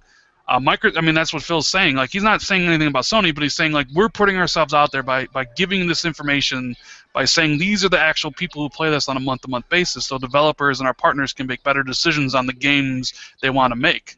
But the last time I heard, or the last time Sony announced PSN numbers, they did actually say 12 million or 11 million. Since then, they haven't really given out any kind of numbers. And to me, that just doesn't seem right. Maybe a lot of people are using this console offline. There very well could be a lot of people that use the PlayStation 5 offline. And that was last year they announced PlayStation 4. The PlayStation 5. 4, whatever. Yeah, PlayStation 5. I misspoke. Yeah. There's only two more quick things I want to cover. Titanfall 2 and Battlefield 2 launching this year. Mass Effect pushed into 2017. What are you guys' thoughts on that? Because I said Titanfall 2 for sure would launch this year, and everybody else was like, no, probably 2017 in March or whatever. But I mean, we haven't even seen the game yet, and here it is. Yeah. It's coming this year. No surprise that Mass Effect is coming out next year. Sorry, Yeah. Jamie. We've been saying that for Jamie forever Moran. now. I know. He's got to be upset. Hey, wait, just real quick, Jamie. I'm sure that they're going to offer, like, people are like, when's Mass Effect series going to come backwards compatibility? Guess what? That's probably not going to come until they offer that as a pre-order bonus. Or Yeah, in the EA Access or whatever. Yeah. yeah. But no, I mean, I'm kind of like, okay, so they said for sure Battlefield 5 and Titanfall were coming out this year, right? Yes. I'm kind of shocked that both of them are coming out. I am too. Like, because the rumor was Battlefield was coming in October, which then would make, so is Titanfall coming out in September or is Titanfall coming out in November? It could go head to head with Infinity Ward's Call of Duty. I don't know, man. You risk like if they were okay. If perfect scenario, I think if they come out in September, that's perfect because people will be like, yes, that's like because they take the Destiny slot, right? At a big Titanfall 2, that would be huge. They can run Battlefield in October, not directly run up against Call of Duty. But man, if you're going to launch that up against Call of Duty, you're asking to get your ass kicked, regardless of the quality of in this next game of theirs. Well, you know, for me, I'm excited because I'm done with Call of Duty. I'm done. I don't really like Battlefield. So Titanfall would be perfect. You know what I mean? Like I'm gonna get that instead of Call of Duty anyway. So I'm a little concerned about Titanfall 2 coming out this soon. Yeah, well, you know what? They say they're going to have a full campaign and everything. We got screwed as Xbox owners. What else is new, right? We've also heard that Respawn is working on another game, and they're only like 30 people. So this is only 2 years in development after they've done all the DLC work and other stuff they've had the crew working on. I don't know. Myself personally, it coming out this year, as much as that's exciting because I'm a huge Titanfall nut, it's disappointing too because I feel like it's rushed, and I don't know. I don't know. It's gonna overcry. It's gonna overcry the fall. I'm looking forward to it. You know why? Because there's not going to be a new Destiny. There's not going to be an Assassin's Creed. Like, where's the big? Let me just say this because I'm my ears to the ground in the Destiny community. They are looking forward. In September, there's still going to be a Taken King version of some sort of enhancement coming. Yeah, it's called the Shattered Suns. Yeah, I'm supposed to still be playing that game with you too. Like I got the game like digitally, like Taken King and everything. Get on! Yeah, I got. You know what? Do you ever game on weekends? Because like weekends. Yeah, I do, but unfortunately, with the having kids that are 6 and 3. Like they don't go to bed till like 9 o'clock. So when they go to sleep, give them some NyQuil or something. Jesus, I'm gonna give you a Vibrant. Somebody make crap of Red Bull and vodka. Yeah, that's what I need. Give me a Red Bull or something, cause damn. But yeah, but you know what? I think I'm excited for Titanfall because I think there needs to be. Well, I guess I'll be busy with Gears as well this year too. But I'm definitely excited about Titanfall too. Yeah, Titanfall. Hopefully they don't fuck it up like the whole. I'm not gonna. You know what? This is the new Crapgamer. I'm trying not to worry until there's shit to actually worry about, right? Hopefully it works out with the servers and shit because I really liked how smooth Titanfall 1 was. You know what I mean? So I hope that Titanfall 2 is just as smooth. And the last thing that would be good if they fuck it up. That'd be fucked up. Think about it, like we got Gears, we got Recall, we have fucking. We don't know anything about yet. Like people are like, oh, you know, there's people I see them on my timeline. They're like, oh, I hope they announce Halo Wars 2 for April or whatever. And I'm like, yeah, you ain't getting no game in Halo Wars 2 in April. Oh yeah, I forgot Halo Wars 2 and maybe Forza Horizon 3. Now, well, they already confirmed another. They confirmed the Forza game. We knew that was coming. You know, some people are upset about this. I love it because not everyone likes the motorsport. Not everyone likes the more arcade Horizon. On this crap. I like them both, so I don't mind them coming out every other year. You know what I mean? Like they obviously do well enough, and it's like a title that does well enough to warrant sequels. I actually prefer Horizon, but I look forward to these. You know what I'm saying? Like for me, Horizon too. So for me, fresh. This is fresh and right on time as far as I'm concerned. Yeah, like would you really want to? I think this Horizon 3's DX12, man. I really got that feeling. Yes. Yeah, well, Apex. All that with this game. Forza 6 Apex is DX12 on PC. Right. Yeah. So I can't wait for Forza Horizon 3. I don't like motorsport at all. Yeah, me but too. Give me those Horizon games any But day damn, motorsport's pretty. It is. I mean, Horizon's pretty too. I Oh, mean, yeah, I it doesn't look agree. as You know, good. It holds its own, definitely. Dude, Horizon. when the first Horizon came out on 360, I was like, I'll get it. I got the collector's edition. It come with the little ticket and stuff in there. It was pretty cool. I'm start playing it. It's got some good music on there. You're driving around. It's just like fuck. I played It's a that fun goddamn game for like 120 hours. Like I just Yeah. put so much time into it. They could give so much too. You could pre-order Forza Horizon 3. They could essentially give you Forza Horizon 1 and 2 in BC because the 360 version of Forza Horizon 2 It's different. is different. So they could give you both of those games. They could give you the Windows 10 copy if you pre-order digitally. Yeah. You know, hell, I mean, if they wanted to, they could even give you like the Fast and the Furious version of Yeah. it too. I mean, they could. Well, they made that free. I remember, right? They made the Yeah, that Fast was and the free for Furious. like so 2 it was weeks. free. I remember the And last Horizon game, Horizon 2. We actually had a Lamborghini in the cover. Now this one looks like we're gonna have another Lamborghini. So It's amazing to me Microsoft that like Lamborghini. Forza has done what, like essentially 7 games to like Gran Turismo's 1 in the same time frame. Yeah, and people will still back up Gran Turismo, but like they're like, oh well, Gran Turismo is still the better game.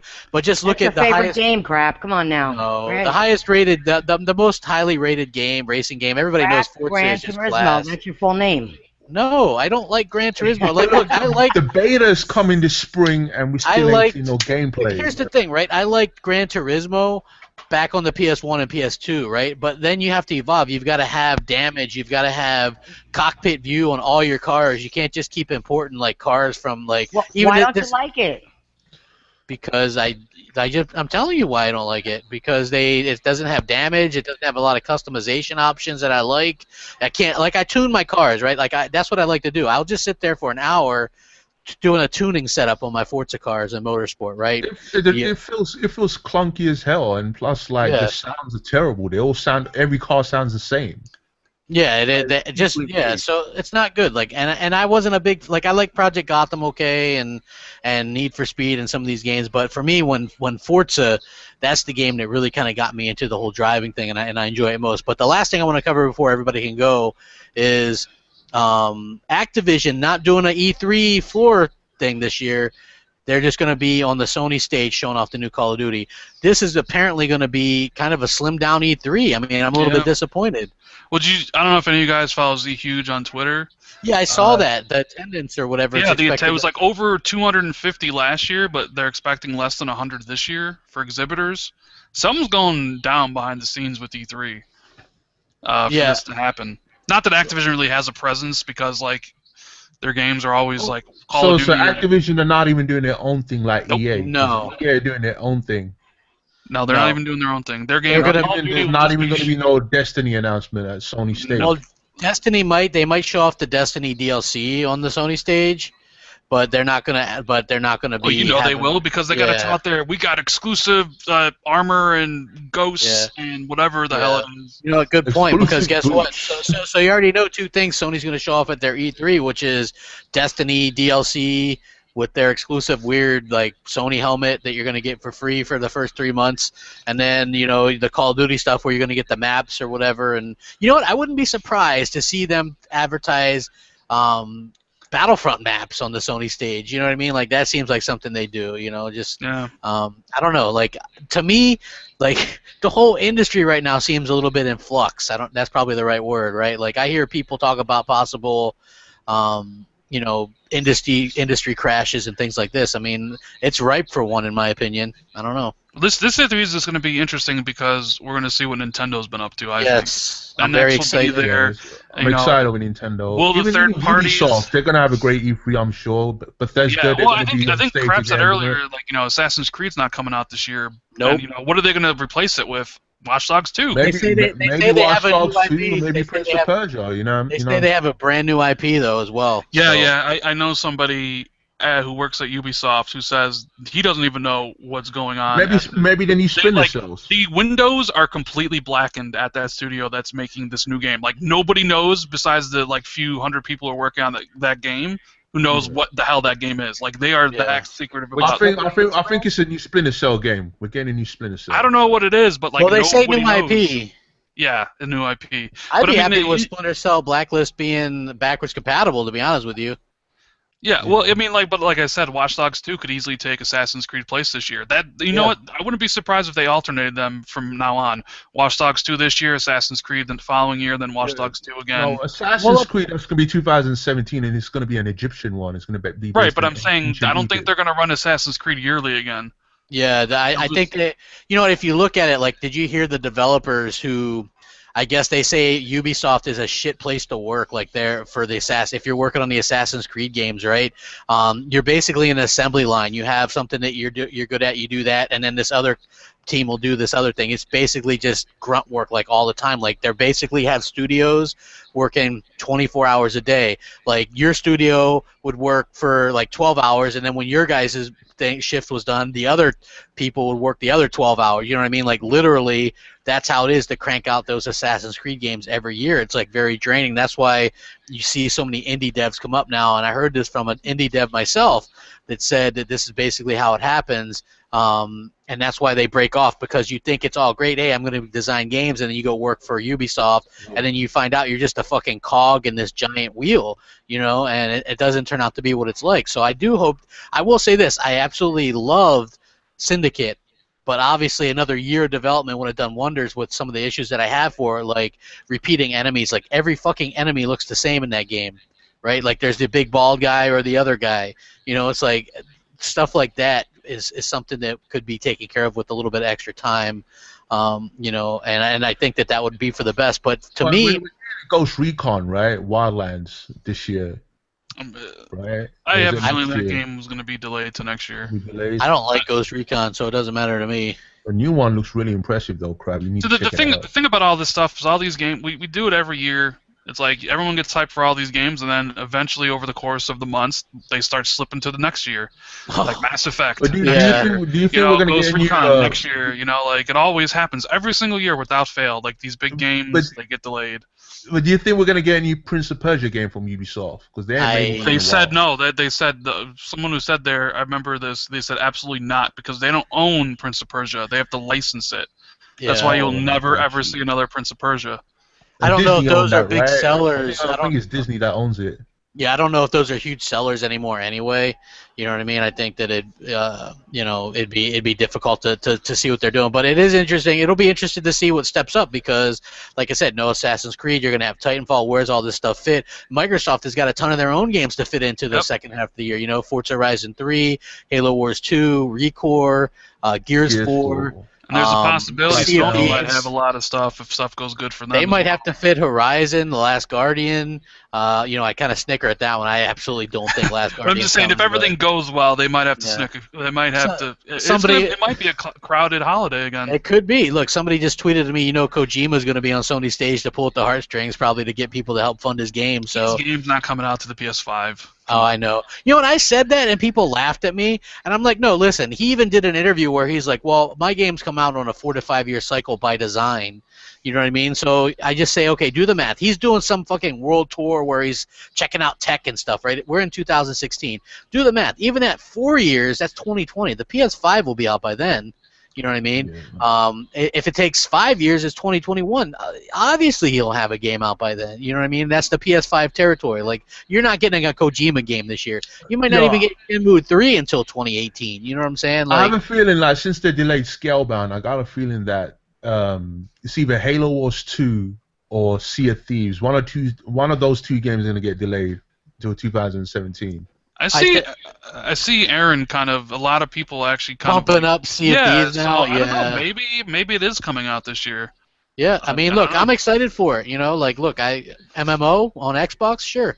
Rare made. Do you think it's going to be free to play, or is it going to be a AAA? You know what? I hope that it's not free to play. I don't think that. Don't do a subscription, but make it a cross buy. That's a good word, right? Because people like that stuff. Make it a cross buy. If you buy it on Xbox, you can do it on PC. Isn't that what they're trying to do anyway? Yeah, that's essentially what. But don't do any kind of subscription service to play it. Just make it fun, and you know what I mean. Didn't they say, like, from this point on, like, every game that comes out on Xbox and PC, you know, simultaneously, it's going to be cross buy? Well, they say that, but then Gears Ultimate comes out for $30. You know what I mean? Like, yeah, a lot of people were complaining about that. yeah. So, Hey guys, anyway, real quick before you wrap up the show, Yeah. I just want to let you know, just in case everyone always goes, Mooch, you always say about the biased media. IGN has a video out right now. 5 games that ripped off other artists. So they're defending Naughty Dog. So enjoy that, everybody. hey, that's good because on the Daily Fix it was a picture of Uncharted 4 with something about Phil Spencer. Can't wait for Uncharted 4 or some shit like that. Like, god damn. Boy, Man, IGN really knows how to sink that ship. Yeah. You got anything to end with, Iron Wolf? Just keep it Xbox. All right. What about you, Rand? On as always, man. Oh, no problem, man. What about you, Rand? You got anything you're hyping up? Just thanks for having me on. You can check me out on Crossfire with Mooch. We have a giveaway for TXR going on. You can I got like check 20 it out. entries or some shit. I know, I saw that. You can check it out. TXR_podcast, and we'll be announcing the winner live Monday night at 10 p.m. Central, 11 Eastern when we do our next live show. All right, awesome. By the way, Rand, can I enter the giveaway? By the way. Of course you can. Yeah. Oh, okay, cool. I entered I got like 20 entries into that. The only ones who can't win are the people on the podcast. So if your name is Sal. pulled, you get the game. Okay, then that's not cheating, even though you're on this podcast with me. Yeah. What about you, Nancy? Got anything going on? No, not much. I just want to shout out to Brick Gaming and Foxfire and to tell everybody keep it gaming. Yeah, and keep it gaming. That's what's up. And Mooch, I know you got Crossfire, right? Yeah, Crossfire 6 p.m. And now something new to announce. Me and Crap will tentatively say Friday night we'll do a Twitch stream on the 900p multiplayer. 900p, my eyes hurt. You know, it's bad. It's bad. So, and then, and what I'll be doing is tomorrow night I'm going to be on the Classy Gamer Girls podcast at I think 8 p.m. Eastern. So check I'll pass out the link when that gets around to the time. Apparently I'm getting like interview 2020 style. So we'll see how that goes. You'll get to know the real Crap Gamer, not the character. So exactly. I guess you're gonna open up to the ladies, man. That's what's up. Yeah. I mean, it should be fun. I'm looking forward to it. Crap's gonna kick it wide, as he used to say. I'm gonna kick it wide. So, and we'll catch you guys later. Thanks for staying up late, man. We had I think almost 450 here at one time. Appreciate it. Thank everybody for joining us. We'll catch you next time. Rack 'em up.